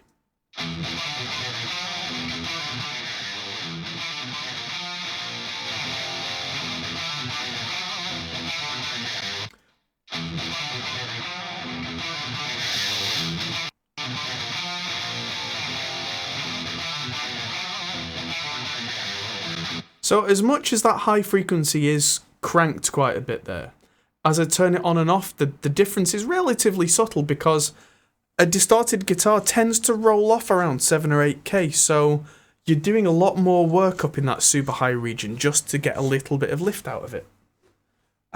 Where the low end, if I turn that on and off,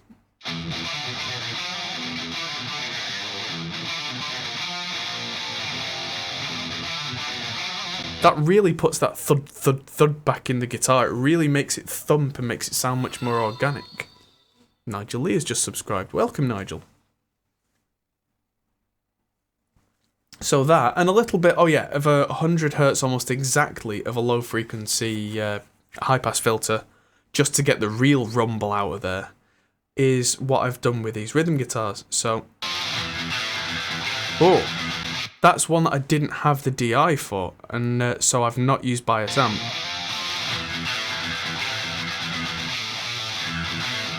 And you can hear the difference there. It's like it's got bees in it.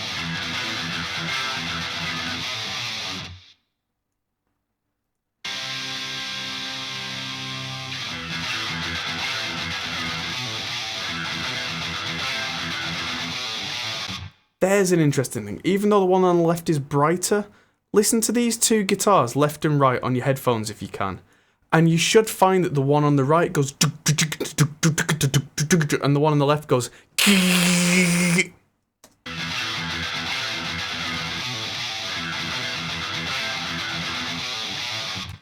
And that's because the one on the right is significantly lower gain. And that's something that I always say to people in the studio when I'm tracking, is that generally speaking on rhythm guitars, to get a massive sound, your clean channels should be a bit more distorted than you thought you needed. And your distorted channels should be a little bit cleaner than you thought you needed. Not clean, but just a little cleaner. And the difference between on this side,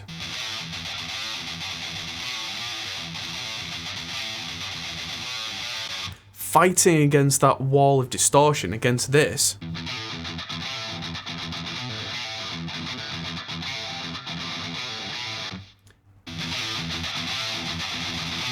Now, one is supporting the other as well here, because that one on the left, I'll play that again.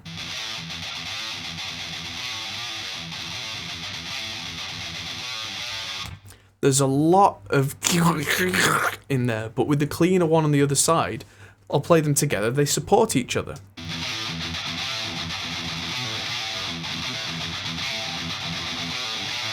It's an interesting psychoacoustic principle that the cleanliness on the right and the definition supports the left. Your brain fills in those gaps. Which is why I wasn't too fussed here as long as I had a channel that gave me that definition. Although I much prefer having both, which sounds like this.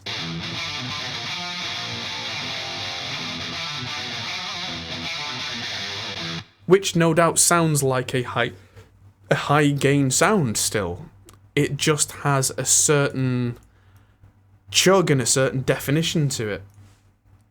And then what else have we got? So we've got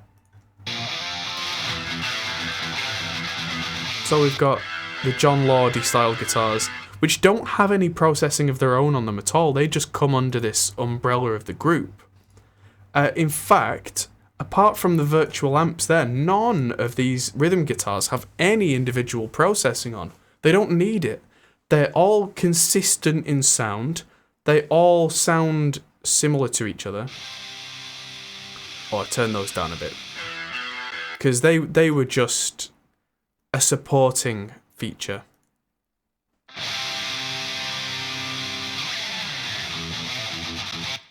And what I didn't want there was a big jump in level, so they're just lower down just to fill that sound out and make it a little more theatrical.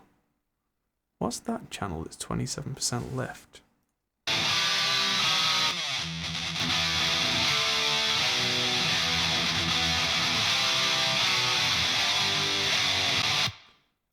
Where's channel 8? Why am I missing channel 8? That's why. Upon checking through this channel, I hard panned guitar 7 and guitar 8. With them hard panned, they were identical, which means it was actually one guitar that was just on 2 channels for some reason. So I just put that slightly off center.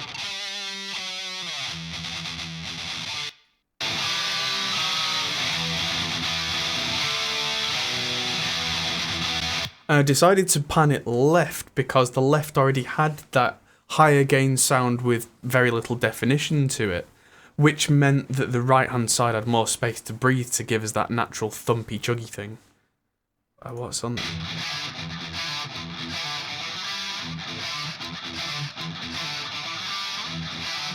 Yeah, so apart from those virtual amps there, all that mixing that I've shown you is exactly the same. So the clean guitars, let's move on. We're getting quite far into the mixing now.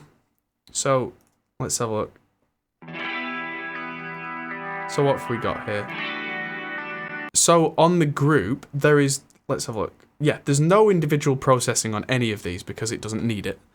So there's an FG stress compressor. And that just means that as those big brings come in, it stops them from jumping out of the mix without overly killing them, which is why it's 3-1. It's got a bit of added distortion saturation in there.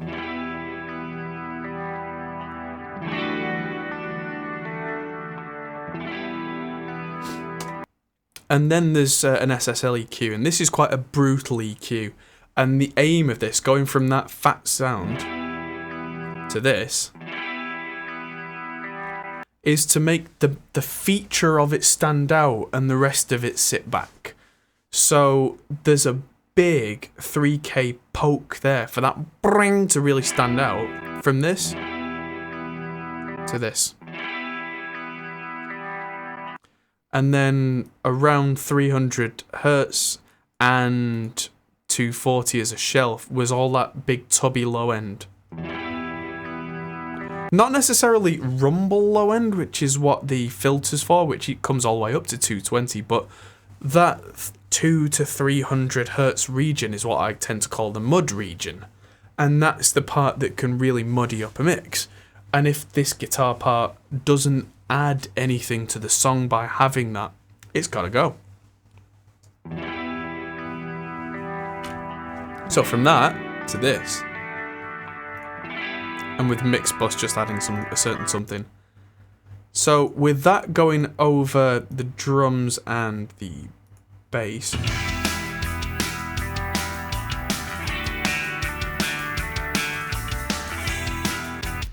if I turn that EQ off,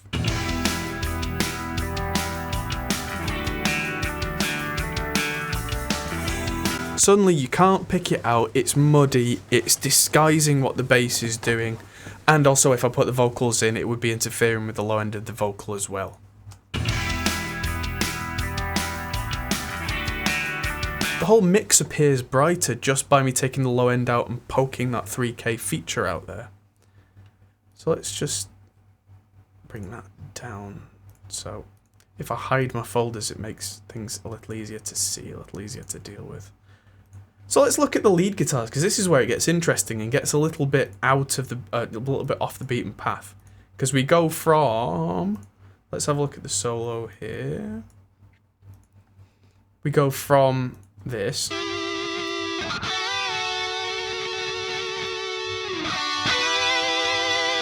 to this.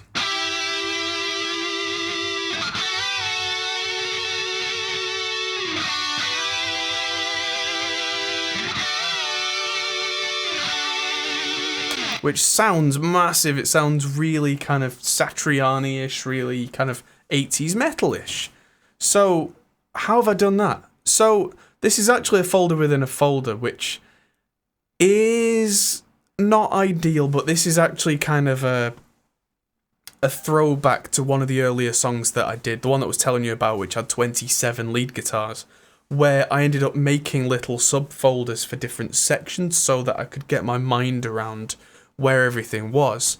And then I kind of ported that across to this song, and because I liked the way it sounded, but the other sections for this particular song weren't happening, so I just deleted those out and it ended up like this. But that worked perfectly fine. So the mid-8 solo is what this is called. So the first thing is it went from, yeah, so that's how it was originally.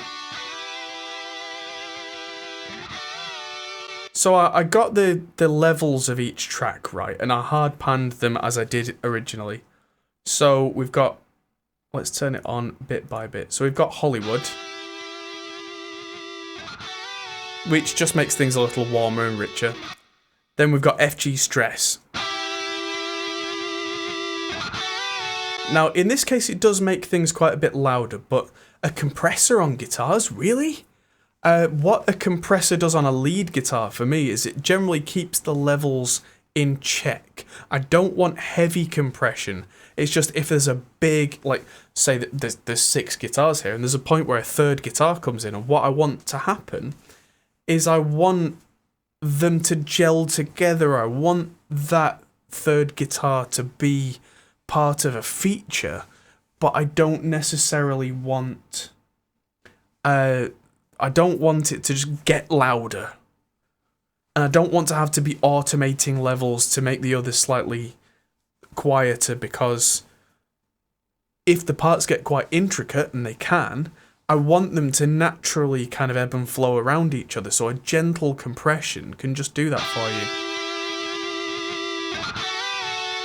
See, it's only taking 3 dB off there. And 6 when that comes in, and then less. You hear at the end of those little licks there, it was going meow whoomp. Without the compression, that really stood out of the mix, which was not nice. We didn't want to hear that part. But the low end there is making that compress and making it sit down in the mix. So the bits we want to hear stand out, and the bits we don't want to hear take a little bit of a back seat, but they're not gone, they're not removed. I've not had to EQ it out, it's organic.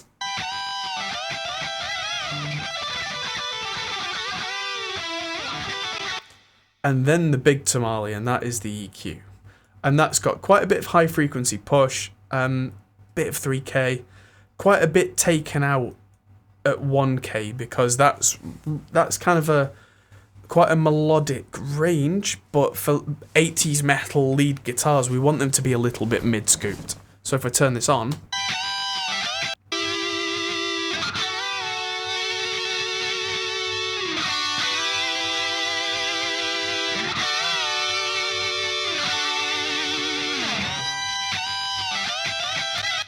and that's sounding pretty good, but to get that real 80s feel, how many passes did it take to get the guitars sitting right? That's a good question.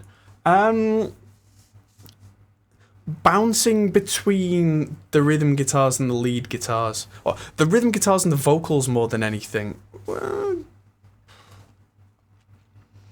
took a good 4 or 5 passes. But you do have to go with your instinct and kind of go for what you feel and don't overly think it. That's kind of my method is. Yeah, so I ended up putting the 4K back in the guitar. So the rhythm guitars, that was the last thing I did, is I took quite a bit out with a passive EQ at 4K because that rhythm now will sound weird to me.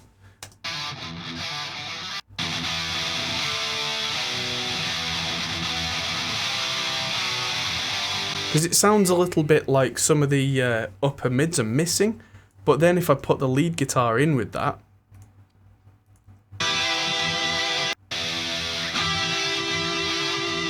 then the lead guitars sit without me having to push too hard.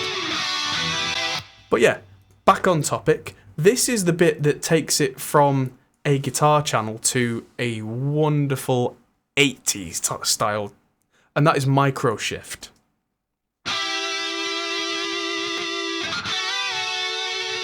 Micro shift is one of my favourite kind of sounds to throw into a mix. It's not a chorus. It doesn't move the way that a chorus does. It's often described as a stereoizer, but that's not quite what it is. The way to describe... why did that stop playing? That's weird. The way to describe micro shift, it's based on Eventide harmonizers, the really old ones. And what they used to do in the 80s was they'd have 2 of them, one for the left channel, one for the right channel, and they're pitch shifters. But they would have one on one side pitch shifting down a tiny little bit, and one on the other side pitch shifting up a tiny little bit. And if possible, the same kind of ways. There's 2 things, either the Eventide, which is style 1 or 2, or the AMS, I can get this, AMS DMX 16, which had a much more pronounced effect, and that's what I went for on these lead guitars here. It was used on tons of vocal channels on like late 80s, early 90s mixes, and it can make for a really kind of nice doubled-ish kind of sound, but not actually doubled. So I'll turn it on full and you'll hear it. So it's off, on.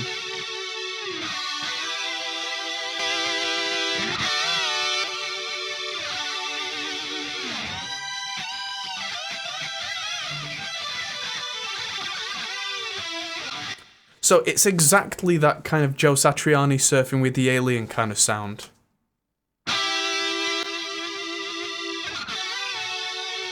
And it sounds quite cheesy, but if I back the mix off, which is what I did here, so that some of the original signal comes through,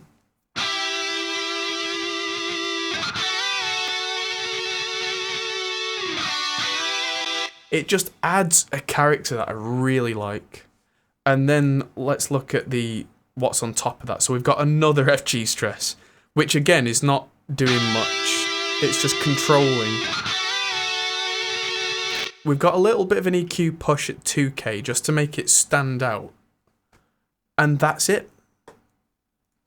And then we'll move on to vocals, because apart from the vocals, we've now covered everything.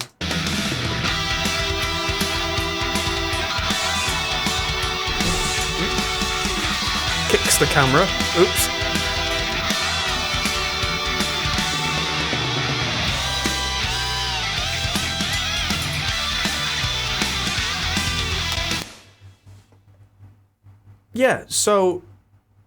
getting the guitars sitting right is something that I consider to be part of the overall mix. I'm guessing, Brian, that you're a guitarist, and that's how you think. It's something that I really used to struggle with, but because I'm now I consider myself to be more of a dedicated mix engineer, I think of it as part of the whole package. But yeah, I was 95% of the way there, pretty much from the off, because as soon as I heard the songs, I pretty much knew how I wanted each element to sound. I didn't get it 100% first time. I don't know many engineers that do. I mean, even guys like Andrew Sheps, who I really look up to, he will work for a couple of hours on a track and they'll go and do something else and come back later. It's quite common with mix engineers to, do something else, take a break. But if you do it too many times, you'll drive yourself insane. And I used to find myself just scrapping everything that I'd done and starting again and finding that it was actually much faster to do. So I try and be fast with it and then listen to it in the car maybe, or listen to it on headphones. Like generally I did most of the mixing for this at the studio on the monitors and then checked it on these bad boys. And yeah, you have to go with your guts a lot of the time. And the more and more and more you do it, the more experience you get, the faster you get as well. Because your instincts take over. And when your instincts take over, that's when you really get into being able to be confident with it, because you get 90-95% of the way there by almost closing your eyes and making those EQ moves and that compression move there and that reverb here and it just... Yeah, it's like anything, really, that practice makes good. I don't like saying practice makes perfect. But, yeah, it's exactly that kind of thing. Anyway, let's move on to the lead vocals, because this is an interesting arrangement here that I think at any one point in this song there are two vocals going on. It looks like I didn't actually do any volume automation on this particular track, which... On some of the other songs, there's quite a lot of volume automation, even after quite heavy compression. Because I make no secret of it. Let's just get rid of the plugins that are not being used at all, just for clarity. I compress vocals quite heavily. I've always liked that sound of smashing a vocal to death. So, let's look at what we had to begin with. Winter's child is drawing near, yearning for the flame. The cross has failed once more. So that's the soft vocal, and then the loud vocals are on a separate channel. I jigged them all around. They were on kind of what I considered to be the wrong channels. They seemed to be on the channels that were just as they were recorded. So I changed the order of what was on what track, so that... Actually, I don't know if I did it on this song, but I did it on some of the other songs. It's worth talking about. I changed them so that they were done in order of arrangement rather than order of how they were recorded. So instead of lead vocal 1 and 2 and 3 and backing vocal 1, 2 and 3 being kind of a mishmash, what I would do is make sure the lead parts were on what I consider to be lead channels, backing on backing channels. Because I tend to EQ and compress them quite differently from each other to make them fit around each other, that lead vocals for me are generally down the centre, have quite a lot of 1K, quite heavily compressed, and not necessarily the most high-end, more low-end than a backing vocal would have. Whereas the backing vocals are the opposite. They're quite often brutally... scooped. There's no low end in them at all. They can be quite stereoized, so they can be out of the sides quite a lot, as they are in this track. So let's dive into that now. So the first thing that I've been using is Virtual Tape Machine here, and it really makes the vocals sound a lot fatter and warmer. So I'm using the 16 track tape, which doesn't add a big low end bump, which we didn't need. And I'm also using the 456 tape, which is the more vintagey type tape on the 15-inch. So it's adding not just a sweetness, but it's adding a lot of mid-range, and it's restricting the headroom. So if he really goes for it, it will naturally have tape compressed before anything. Winter's child is drawing near.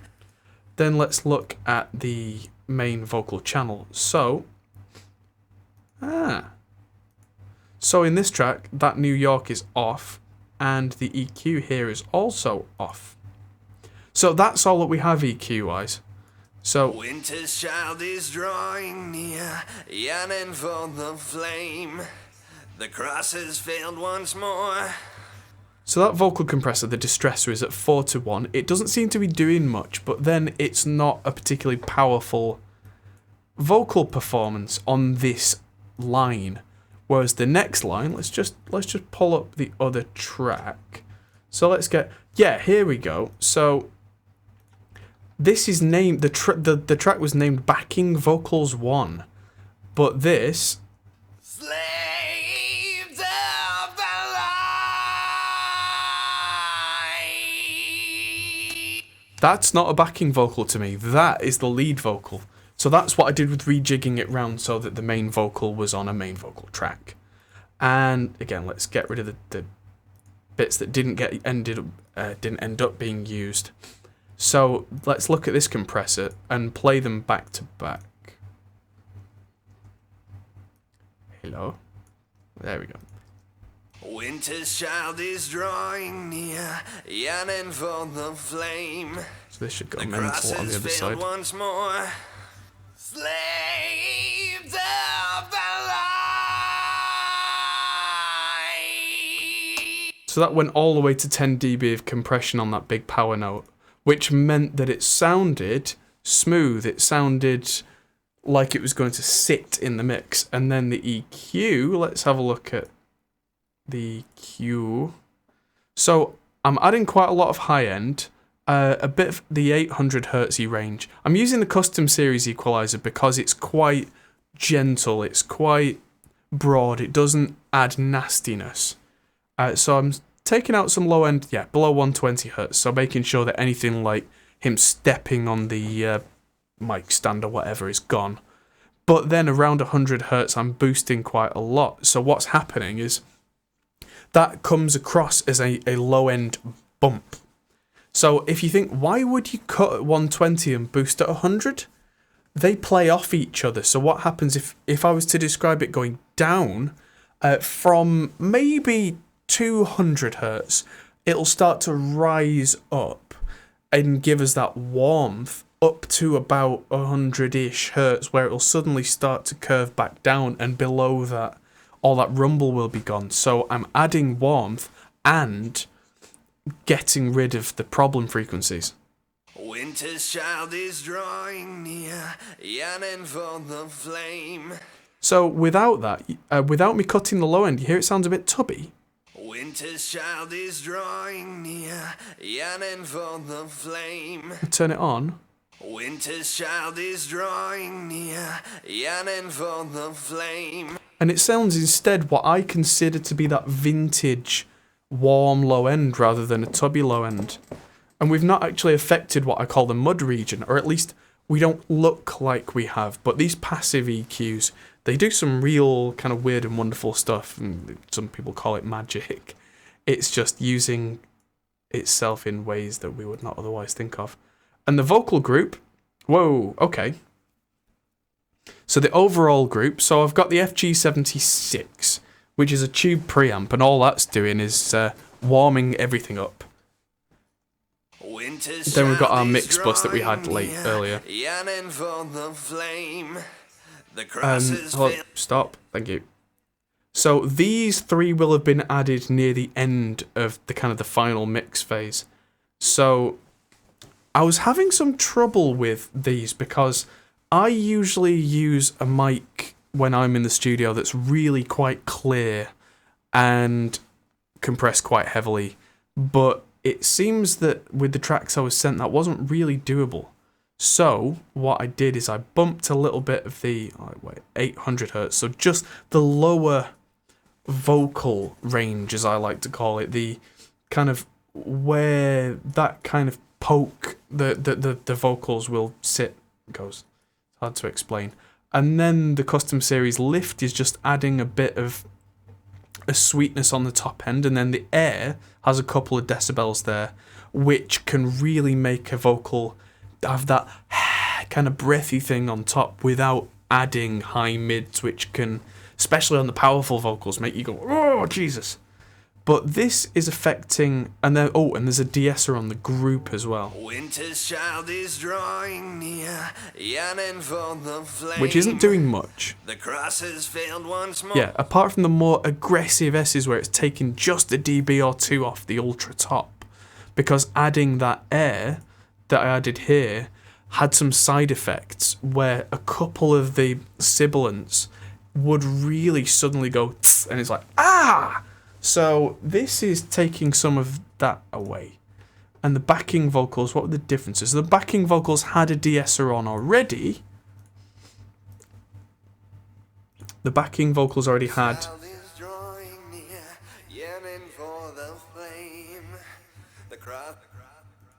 So there's there's a very aggressive low high pass filter there on the backing vocals, and then some revival to add some top end to them, and then the de-esser on the backing vocals. Just as there was one, just as a safeguard to stop that from making the backing vocals become the center of attention. I always tend to de-ess backing vocals much more aggressively than lead vocals, because whether you want to de-ess a main vocal or not is a choice that's generally song dependent, but I find that that backing vocals shouldn't have super clear S's, because if they're not perfectly timed with what's going on in the main vocal, your ear is then drawn to the backing vocal when the main should be the focus. I mean, if you were to record different backing singers to the lead singer, you wouldn't want attention being brought to the person who's not, the main diva. So that's one thing there. Did I mention micro shift on the main vocals? No, I didn't. So micro shift is on my main vocals. Child is drawing near, yearning for the flame.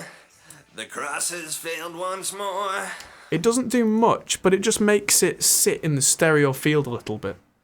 And then I've got this thing called pseudo stereo that's a plugin that's inbuilt in Reaper going on the backing vocals, that it's kind of a comb filter that splits between left and right, so it sounds like this. Without and with.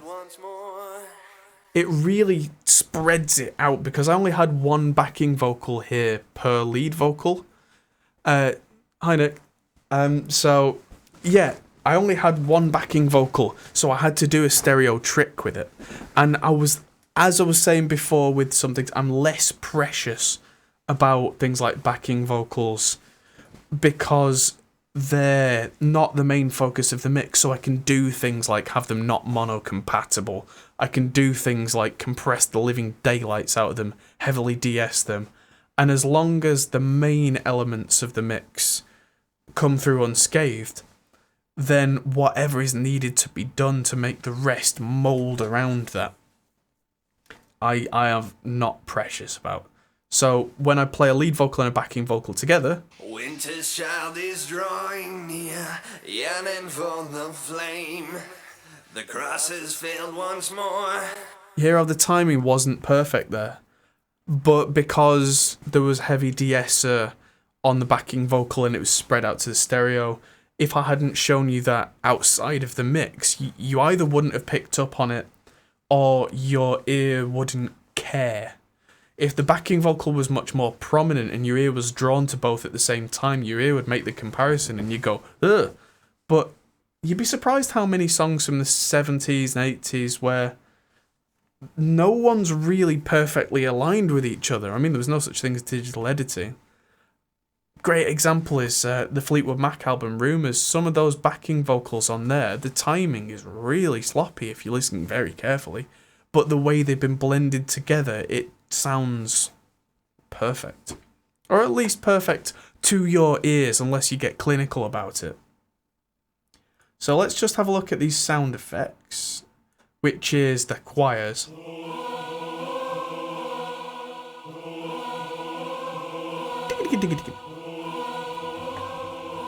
So let's just... Right, okay, so all I've done here with Mix Rack, by the sound of it, is I've taken the low end out, pushed the ultra top end, yep. So I just stopped it from being...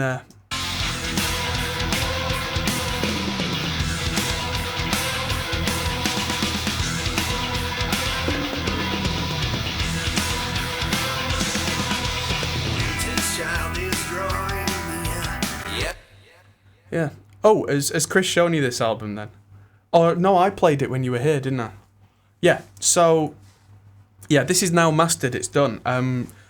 Nick is a friend of mine. If any of you have seen Christian, who's my compadre on the channel, Nick and Chris are Nick and Chris. And yeah, so they were at my house for the Hopcast last week. And so I played an early version of this to them, and I think it sounded pretty good. So, yeah, everything should now be ready for this mix.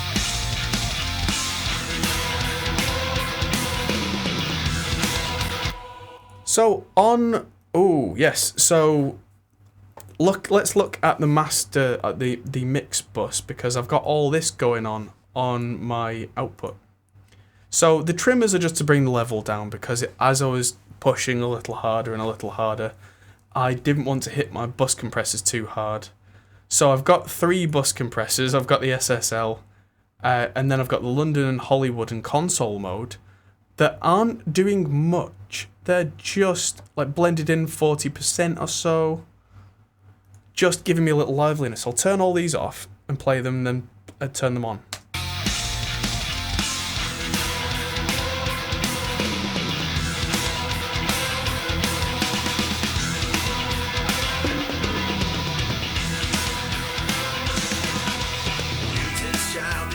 You hear how that just made everything a bit warmer and a bit brighter and a bit nicer, but not in an EQ kind of way. It was just a sweetness kind of way that's basically tube saturation. So, and again, I'll turn them on.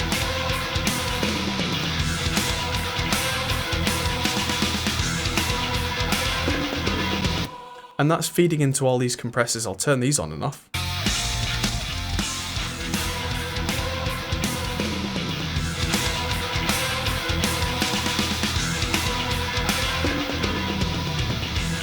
That's the most interesting one, is the FGMU makes everything a lot brighter.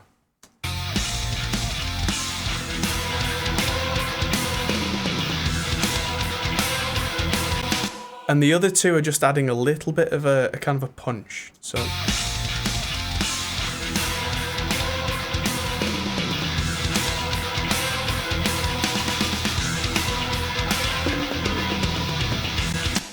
that when those... You think I should be a teacher? Well, I've considered it. I certainly couldn't teach high school kids. If there's a university out there that wants to talk to me, then hey, get in touch. But in the meantime, I shall be teaching from Studio A and Studio B, because this is my current calling in life. I mean, one short-term goal I have is I want to hit 10,000 subscribers. That's a nice thing to brag about. But the bus compressors here, they're not doing what you might consider compression. They're almost doing the opposite. That because their attacks and releases are set in a certain way, they're actually adding a kind of a punch.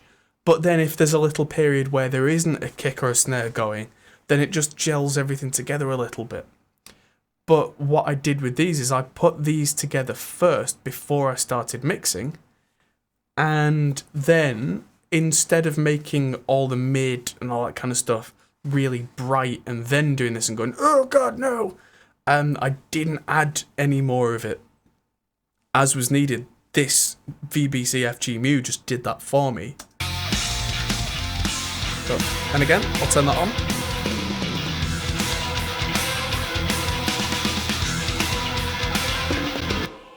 Okay, so that brings the mix together.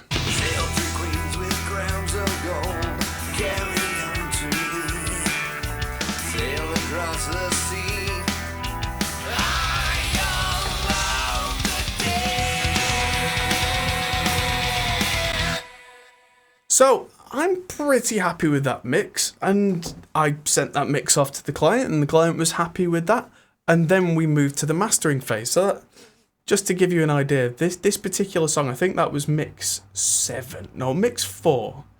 So, this particular song didn't take too much doing. I mean, the arrangement of this particular song is relatively simple. Some of these songs had like 17 acoustic guitars, and 27 lead guitars, and this section and that section and this section, and just required a bit more attention to detail changing between arrangement sections. But let's move on and look at the mastering again. So, headphone warning, this is going to be a bit louder than what we've just been listening to. So this is that mix. So this is Slaves to the Light Mix 4.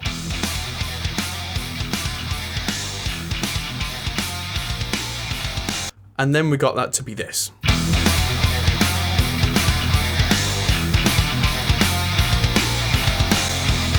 So I'm going to take that maximizer off in Ozone, because that's the very last thing, and we'll talk about that at the end, because that really should be the last thing. But actually, the way that I work, it's kind of not. But that's because the way that I do my mastering, if I'm doing it myself, I mean, the recommendation is always take a mix that you've done to a mastering engineer. Not just because they know what they're doing. I mean, why would you not know what you're doing if you're experienced and all that kind of stuff? But a dedicated mastering engineer does just that for a living, and they are a great second opinion.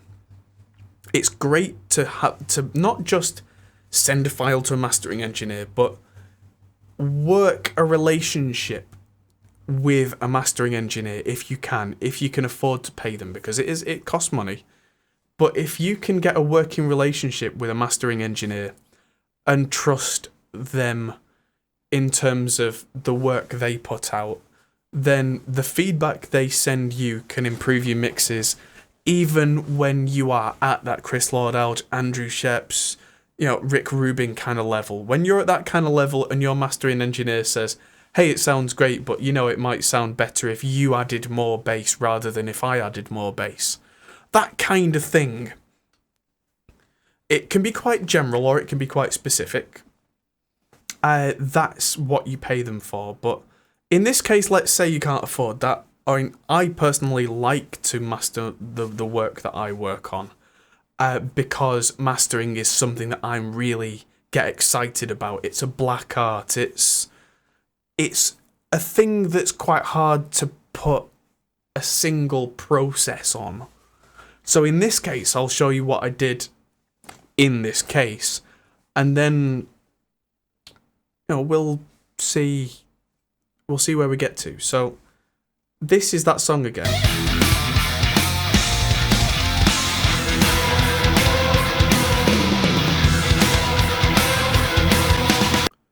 So that's it, pretty loud. But this, I do what's called reference mastering, or at least that's the name I give it.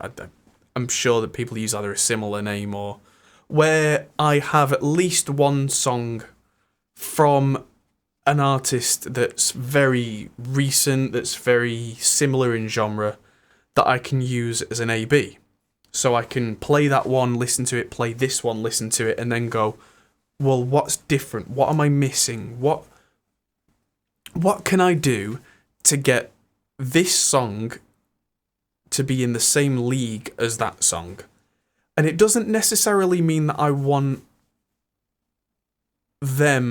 my client to sound exactly like another band, because that, why would you want to sound exactly like another band? But there are elements that you might want your album to be as loud as their album, for example. You might want your album to have as much bass as their album. You might not want to have more treble than their album, for example, because that can really, hurt people's ears. You might want the stereo to be as wide as their album or wider, or, having something to compare to will make your life 1,000 times easier in mastering. So that's my method. Is I talk to my clients and I go, now we've got the mixes, now we're happy. Talk to me about some of the bands that sound like you would want to sound like, and give me an album or a song example that's from the last couple of years. And I thought that my client here, Will, would say Iron Maiden as his example. But it turns out that his opinion was that the last couple of Iron Maiden albums have sounded a bit two-dimensional, and that wasn't really the sound that he wanted.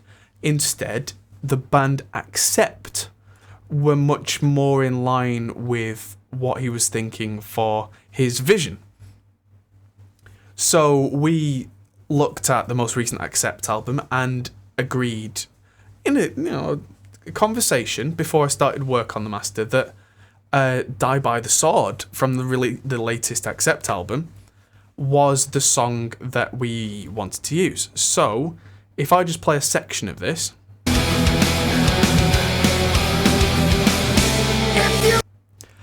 I don't want to play too much of this song for you because I'll probably end up with kind of a copyright flag, and that's all a pain in the backside. But we will get, with the maximizer on, what I do is I put the reference track into my Reaper project on its own channel and mute it. And because it's muted, then what I can do is I can just hit solo on that while it's still muted, and it will just flick to that channel, and I can go flick, flick, flick between them. So if I do this and just flick between our song and their song, it's taking a second, having a panic because the hard drive spun down, but just a moment. Let's turn the maximizer on. There we go. Moment to strike. We are here. Night. We are here. You will. So, by the end of the mastering phase, I think ours was a little brighter and a little wider generally than the Accept album, but it was within what I considered to be an acceptable margin that I was using. Like I said, we didn't want to exactly sound like them, but that amount of rhythm guitar, that amount of the vocal, I ended up, when comparing the two and starting the master, going back to the mixes, not to do a complete redo, but just with a list of little notes like, can we have a couple of dB more of the kick, a couple of dB more of the snare? That's when I ended up going back and taking a couple of dB out at 4K on the rhythm guitars, because as much as the mix sounded right to me, compared to someone else's track, I was like, whoa, this has too much high mid. It had a bit too much of that sound that you expect in a metal mix. Or at least you think you expect in a metal mix. And then when I played back the other track, I was like, huh. So went back, took a couple of decibels of 4K out, played the mix back in the mastering project, and was like, huh. Because suddenly the snare came through, the vocals came through, the bass had that clang again. Because especially when you start doing things like heavy limiting in mastering, that can really change what you thought your mix was. And even now I'm still finding that sometimes, that I'll get what I consider to be a fairly organic, natural mix, then I'll come to mastering and there's not enough of those transients, or there's too much high mid in an instrument that doesn't need it, or it's good to be able to hold a mirror up to myself and go, I could spend hours grinding on the mastering to get this just right. Or I could just go back to the mix and spend 2 minutes and just go render. And just come back to the master. And once I get to what I consider to be the mastering phase, if I go back to the mix and make changes, they are small changes, generally. They are a little bit here, a little bit there. And it's, small tweaks, different shades of the same thing. So let's actually look at what I did for this master, because part of this was, even though I did the mix, like the best example I can give is the kick and the snare and the drums didn't have as much punch as I wanted. A little bit. So I used Neutron by iZotope, and Neutron's transient shaper. What that did for me is I added a little bit, and is that right across the board? Yeah, it is. Yeah, so it's a single band transient designer, so I'm just adding. There we go. So it's hard to perceive almost, but if I hit play and turn this on and off,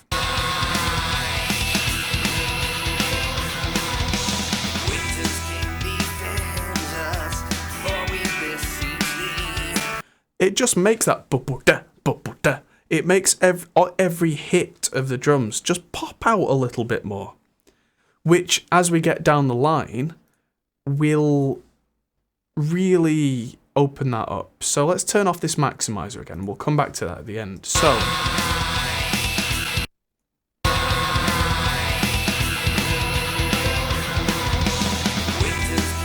if I turn that on and off, suddenly the mix sounds almost muffled. It sounds like I put a blanket over it.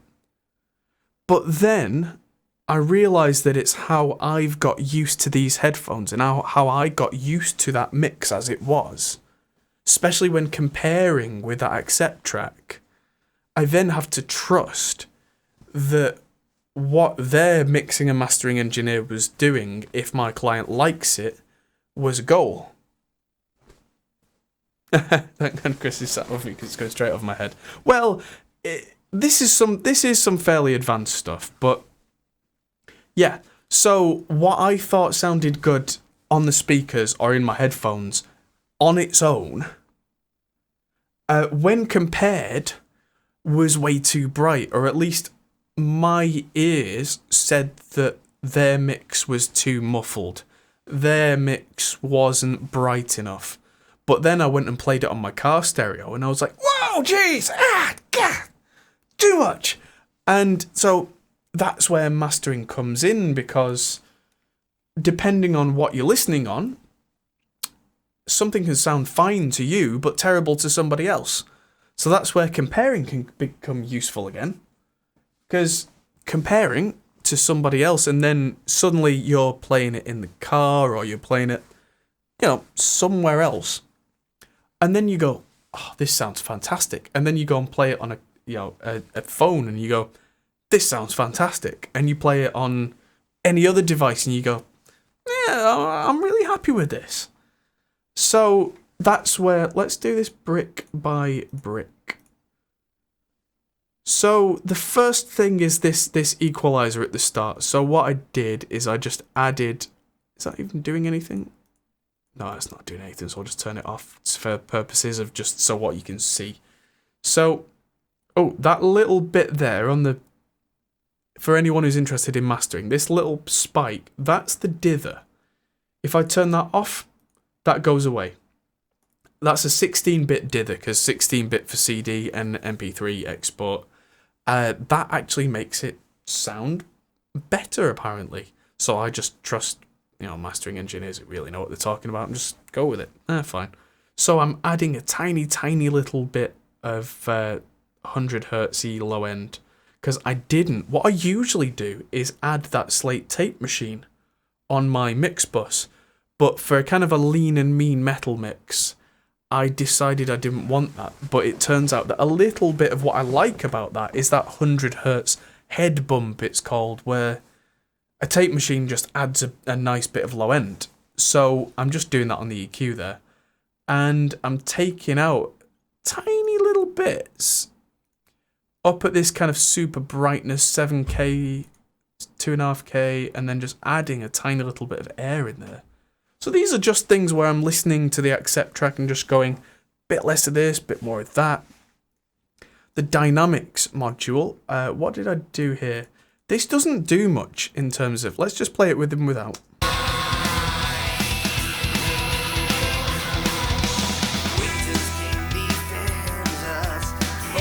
I'm actually using it to thicken the mix up a bit. So I'm using it on this range mostly.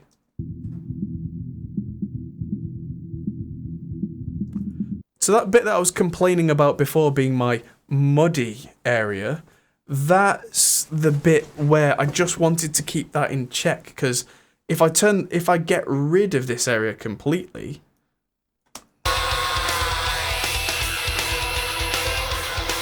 you hear how suddenly, if you don't have that range at all, it sounds really thin and hollow. I mean, that's a really extreme example.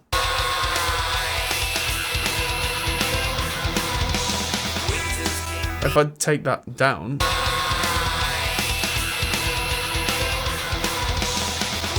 to me that almost sounds acceptable, but back where it was, exactly 1 point.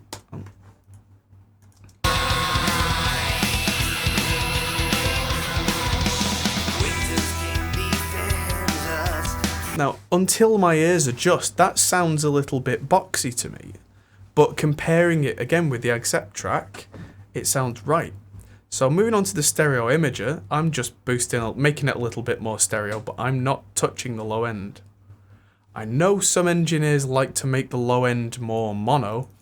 I don't touch that with a 10-foot barge pole because I find that can... Because I didn't have anything particularly stereo in the bass to begin with, all I'm doing there is making my mix sound weird. This is the fun one, the dynamic EQ. Now, what that's doing here, I've got two bands really going crazy. So that one's... Oh yeah, so I've got mostly on the dynamic EQ, what I'm doing is I've added more warmth at 400k, and I'm taking out some of that sibilance at 9k, is that? Frequency 8k, 8.2. But whenever there's too much going on in this 400 hertz range or too much going on in this 8k range, it automatically takes it down.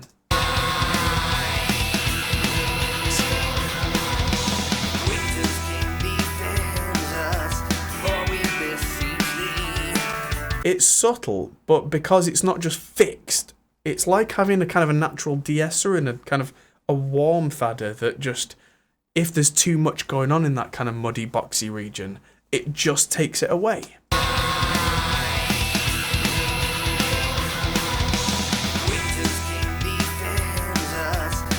Which means, like, if there's 2 or 3 lead guitars going on in that 400 hertz range, it stops it from getting muddy. If the hi-hats are going crazy on a particular part, then this one up here stops that from getting nasty in the ears, but makes it so that when that's not going on, and you've got a slightly quieter section, it's still much clearer. So that's one of the newer things in Ozone, and I love it. And then we've got this monstrosity, and this is kind of the pièce de résistance. This is the post-equalizer. So this is the rocket science bit right here. This is the bit where I've run the accept track in using the matching EQ, and then I've run our track in as well. And so the accept track's in blue and ours is in yellow. And you can see there are some certain differences right here. Like there's a gap there where there's more in the blue than there is in ours. And so you can see that by using the matching feature, it's automatically it's changed our EQ to add more in. So apart from that band and that band, That's what it's done. It's gone and listened to the accept track and gone, hey, if you want to sound like this, you need more of that, you need less of that, you need less there, and you need more there. Great. So what have we done? So that's a starting point.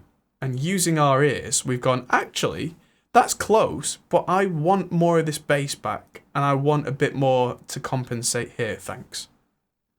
On the mid, and on the side, we've really gone ham and added quite a lot of that 100 hertz on the sides, which is where those rhythm guitars are, to really add that on the chugs of the guitars, but not really affect the vocals at all. And that has gone from...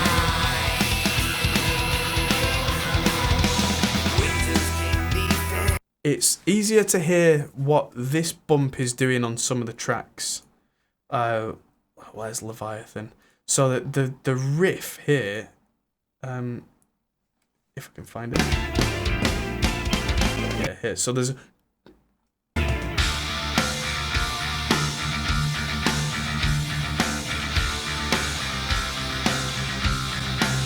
Here's a cool feature in Ozone. If you're not sure what a frequency is doing, if you hold down Alt and click on the frequency spectrum, it plays just the bit you're pointing at. Do I like mixes to be dynamic or loud AF? Yes.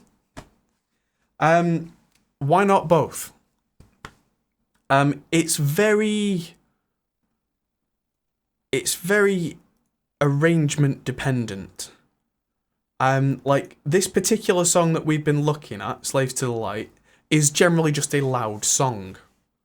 Where there's another song, I'll play a little bit from Sabbather, where even with the loudness maximizer on, it drops down from one section to the next. So it goes from... Wrapped up in leather straps and peel the scars off my back. So it really drops down, and I'm quite happy with that. Like there's a section here where it drops down, and I like to have the big sections be big and loud. I'm not the biggest fan of limiting, but it's something that we have to deal with, so I try and go for the most transparent limiting I can find. But I really like to hit people with a quieter section that draws them in, makes them turn up the stereo, then go pow. So here's a section where there's a quiet section in that song Sabbather where it drops even further down and then goes bang. Listen to this. It makes me empty. It makes my prison spin with no one helping. This must be it.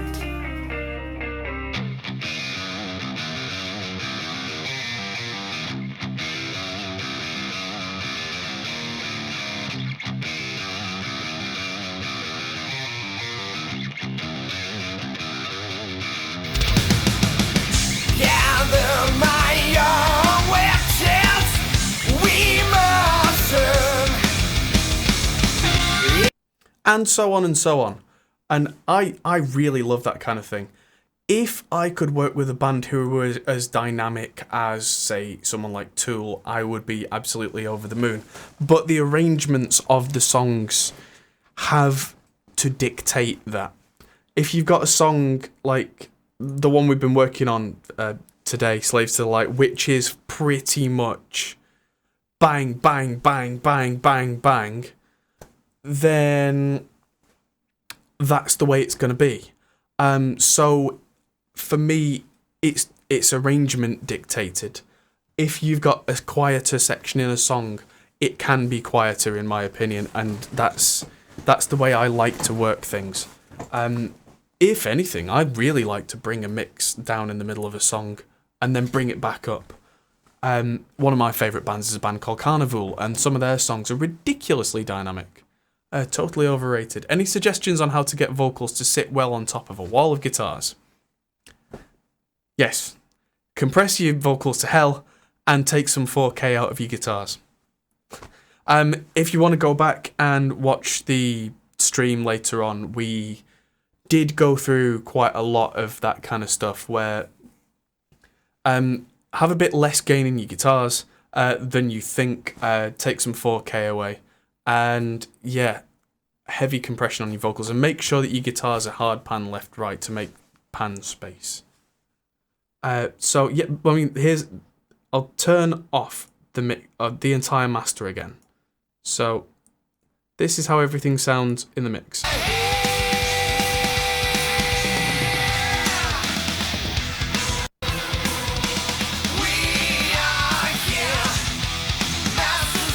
And then here's how it sounds after the master.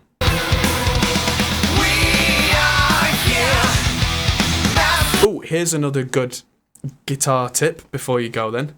Your rhythm guitars do not need to be as loud as you thought they did. That's always a great rule. A lot of mix engineers are guitarists, and their first instinct is more guitar. Believe me, you don't need as much of that guitar as you thought you did, and you don't need nearly as much of that upper mid-range as you thought you did. In the mix, if you want a guitar tone that's got quite a lot of high mid to get that real buzzsaw distortion, cool, but afterwards in the mix with an EQ after the fact, tame that down, and you'll find that when you crank the speakers later, the vocals sit, the drums blast, the bass sits, suddenly everything comes together. Something that always surprises me, and I'll flip back to the mix to show you this, is if I hit play on any part of this mix,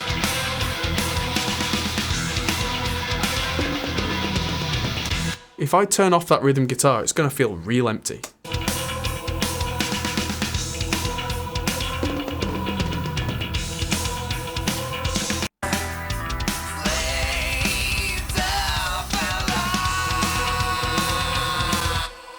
And then the guitar back in.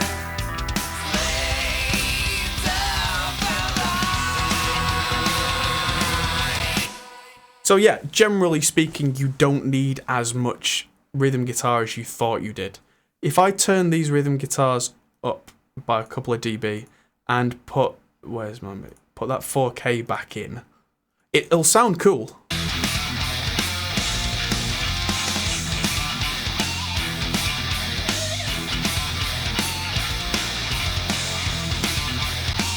But I'll bet you, as soon as I hit play when the vocals come in with the rhythm guitars, the vocals will suddenly get lost.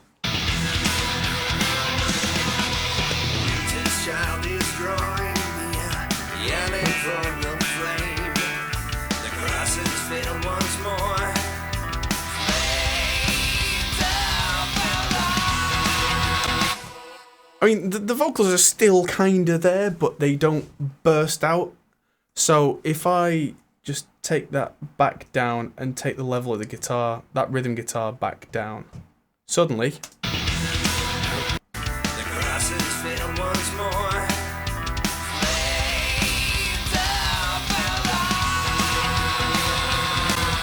yeah, so general rule for guitarists, if the rhythm guitar doesn't quite feel loud enough, it's probably perfect.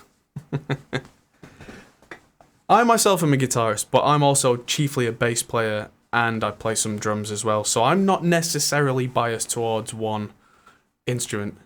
Yeah, Greg says guilty of that big time. I have been known to as well, and in fact, when I put these mixes for these songs together, I did the same thing. My rough level was about right, because I've over the years beaten myself with a stick mentally to not overly put too much rhythm guitar in. But that 4K region, that upper mid, in fact, I'll just play that rhythm guitar again and I'll just show you exactly what I mean by that region.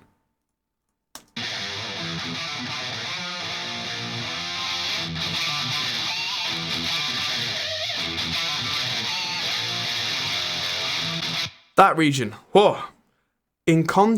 On its own, it sounds like, yeah, metal. But, and then even with that flat,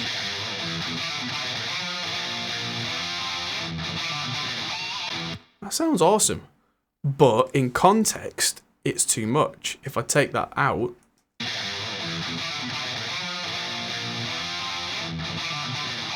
That still sounds brutal, but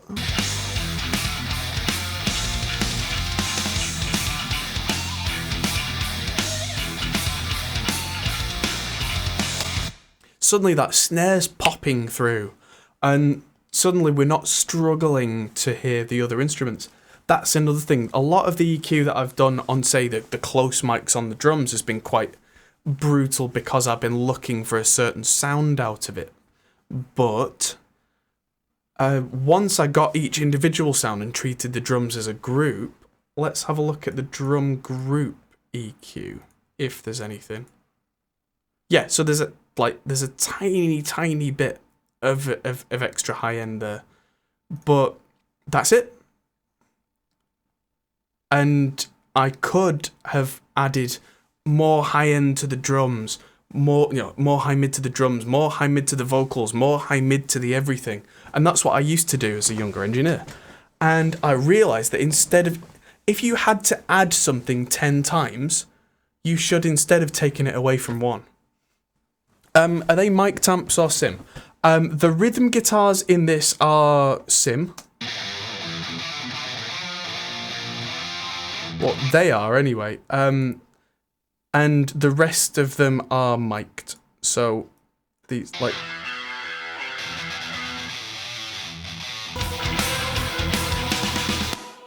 Yeah, so that's the guitar tone that I was sent.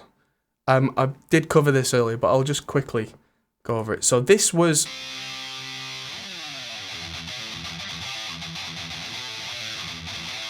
That was the guitar tone I was sent, and but this is the one that I made.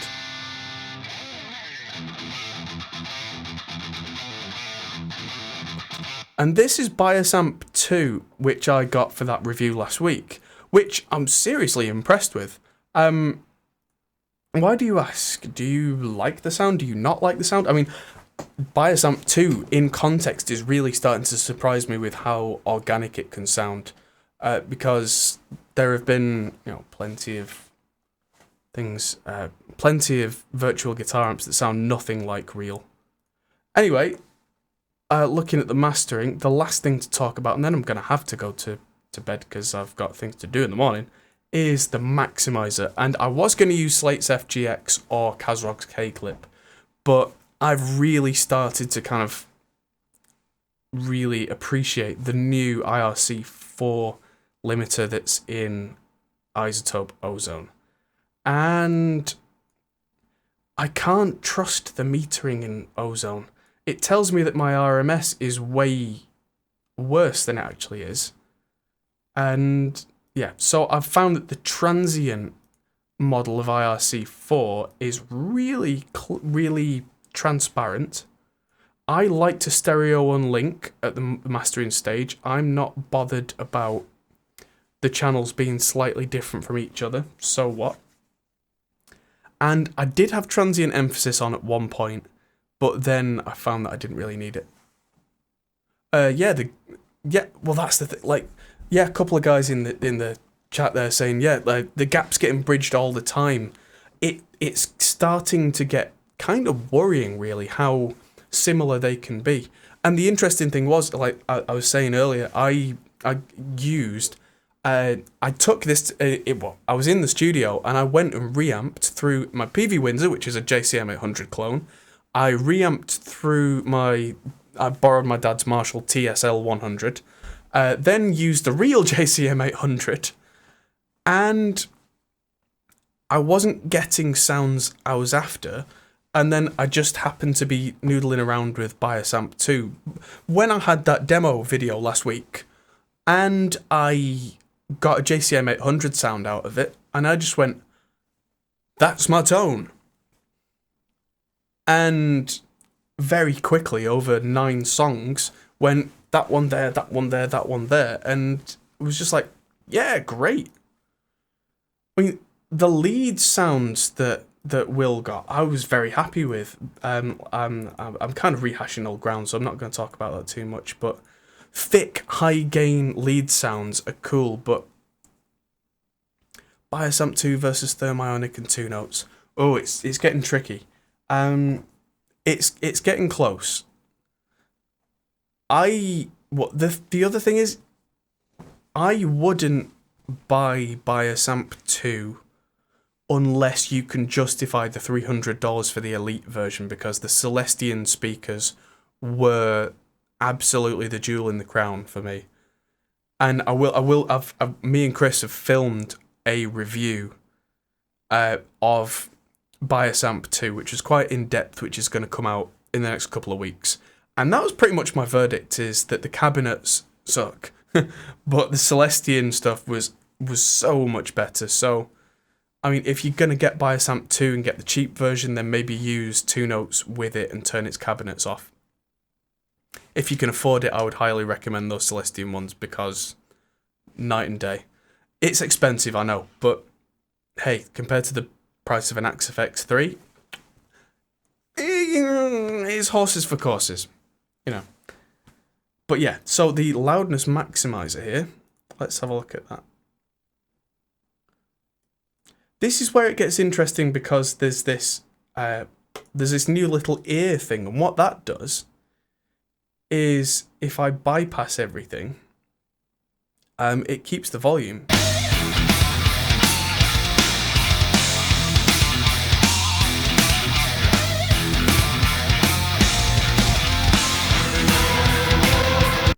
I'm just going to go to IRC1 and see if we can hear the difference.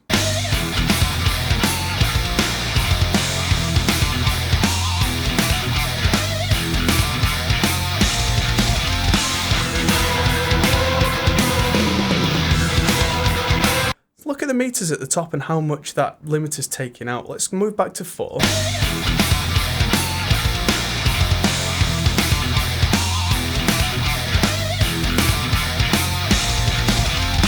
That's really interesting, is how much less that limiter is limiting between the original IRC and the latest one.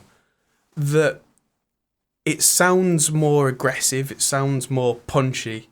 I've got a ceiling of -1 dB, which is what I recommend for everybody to be doing now, because if this gets made into an MP3 or goes onto iTunes, and it will, then as it gets re-decoded from MP3 or whatever back through your system,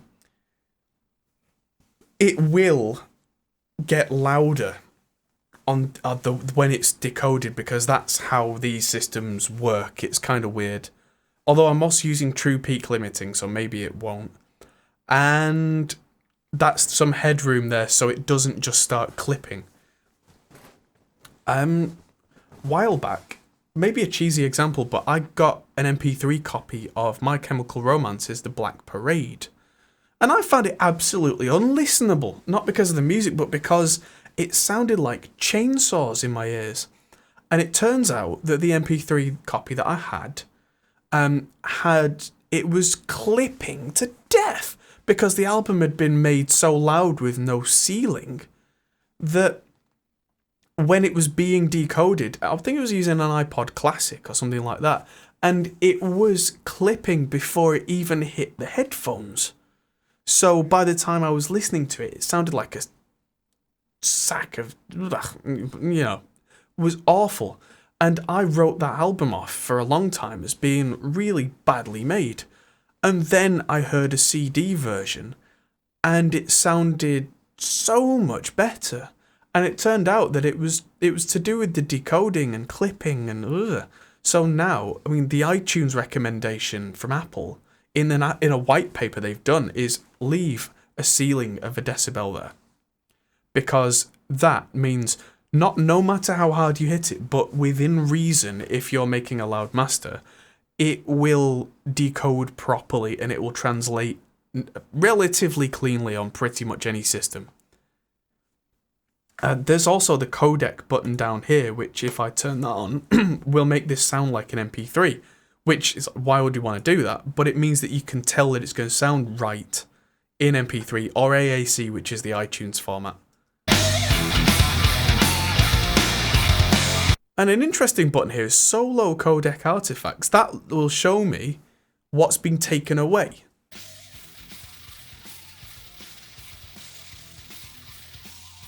If I lower the bit rate there, you'll hear even more and more and more come up.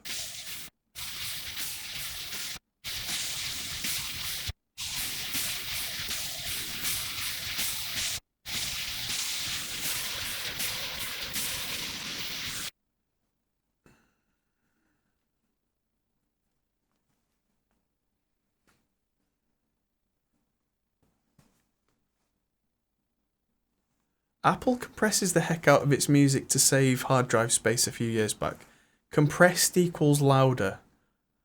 No, I think you're confusing file compression and audio compression. They're very, very different things.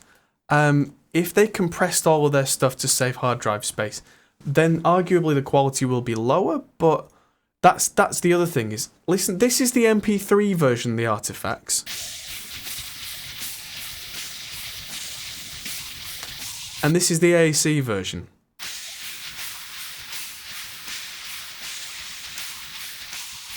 There's a lot of artifact in there, but if we go to 256K, which is the iTunes Plus,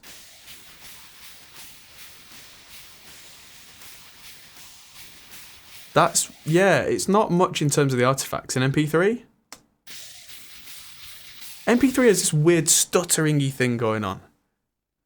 They changed the bit rates to 96K. I've not seen that. Anything that I've bought on iTunes has been a lot higher compression ratio than that. I don't know where you saw that. I mean, if you can show me a news article or something, then I'll believe you, but it sounds like hearsay to me. Yeah, if you dig up the article, I'd appreciate it, because that's the kind of thing that would really interest me.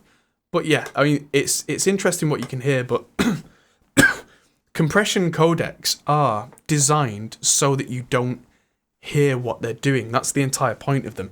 MP3 is a relatively old codec now, to the point where the people who made it, the Fraunhofer Institute, don't officially support it anymore. They've given away the code and gone, you know what, it should be dead.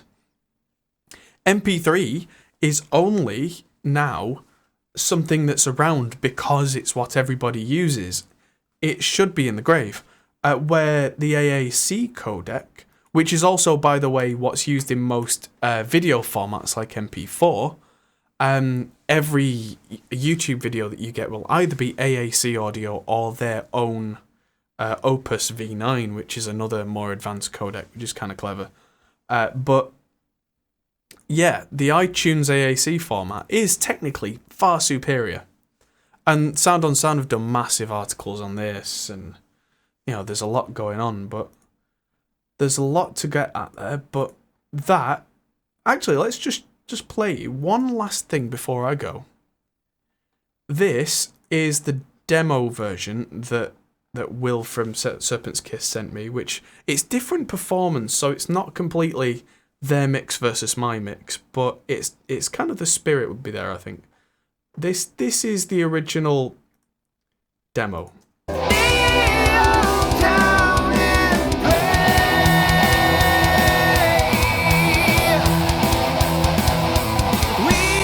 Versus this.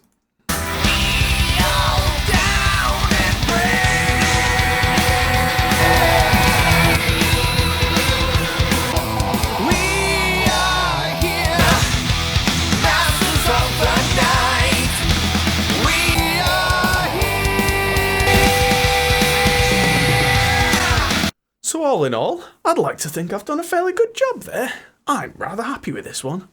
And I'll be looking forward to promoting the heck out of this when it's getting released. Because, like I say, this album hasn't even been released yet. So I'm very grateful to Serpents Kiss for allowing me to show this before it's even release time. So I think that's going to have to wrap us up there, because I need to go to bed. Got things to do in the morning. If you're watching in that there America, it's nearly midnight here, and I'm feeling a bit like an old man, and I've got to go to bed. Get me a hot chocolate and go and get some Z's. So, any more questions before I disappear? Og Vorbis was meant to be better. Og Vorbis is, I don't know about better. It's on par, but it's a political thing. MP3 is what everybody already used. The AAC format was pushed by the guys from Nero and like the guys who made YouTube, and basically because it worked in the MP4 format, it just whitewashed Og Vorbis. Og is still used quite a lot in games and in a lot of web-based stuff web audio where they don't care about politics. It's whatever's smallest and most efficient. And NWOBHM is a free format, which is the other thing. They don't have any marketing budget behind them. They don't have... I don't just mean consumer marketing. I mean, like, if a big company goes to Apple and says, hey, try our product, then they'll consider it. If a little kind of tin pot company that make this free software have something, then Apple will either laugh at them or buy them. So OG's kind of the Linux format. So they were just kind of like, oh, and yeah, it's not as big as it should be. Yes, so thank you everybody for tuning in, and share this far and wide as well if you would be so kind. I'd really appreciate that. Let people know about stuff where we're kind of mixing to make it sound like Iron Maiden, because it may be useful to somebody, I don't know. And let's keep letting people know about the channel, because we're so on track now to get 10,000 subscribers. I can feel it. It's ridiculous. We should hit 8,000 subscribers within the next couple of weeks. So, yeah, let's push for that 10. And if you could support us on Patreon, give that a look, and that would be really appreciated. And that's just about it for this evening. So thank you, everybody, and I'll see you in the next video. Goodbye. Clicky. Click. Thanks for watching, guys. If you enjoyed this, feel free to check out our other videos, as you can find here, or check out our Facebook and Twitter, or our Patreon page, which helps us to make more videos like this. Thanks for watching, and we'll see you in the next video.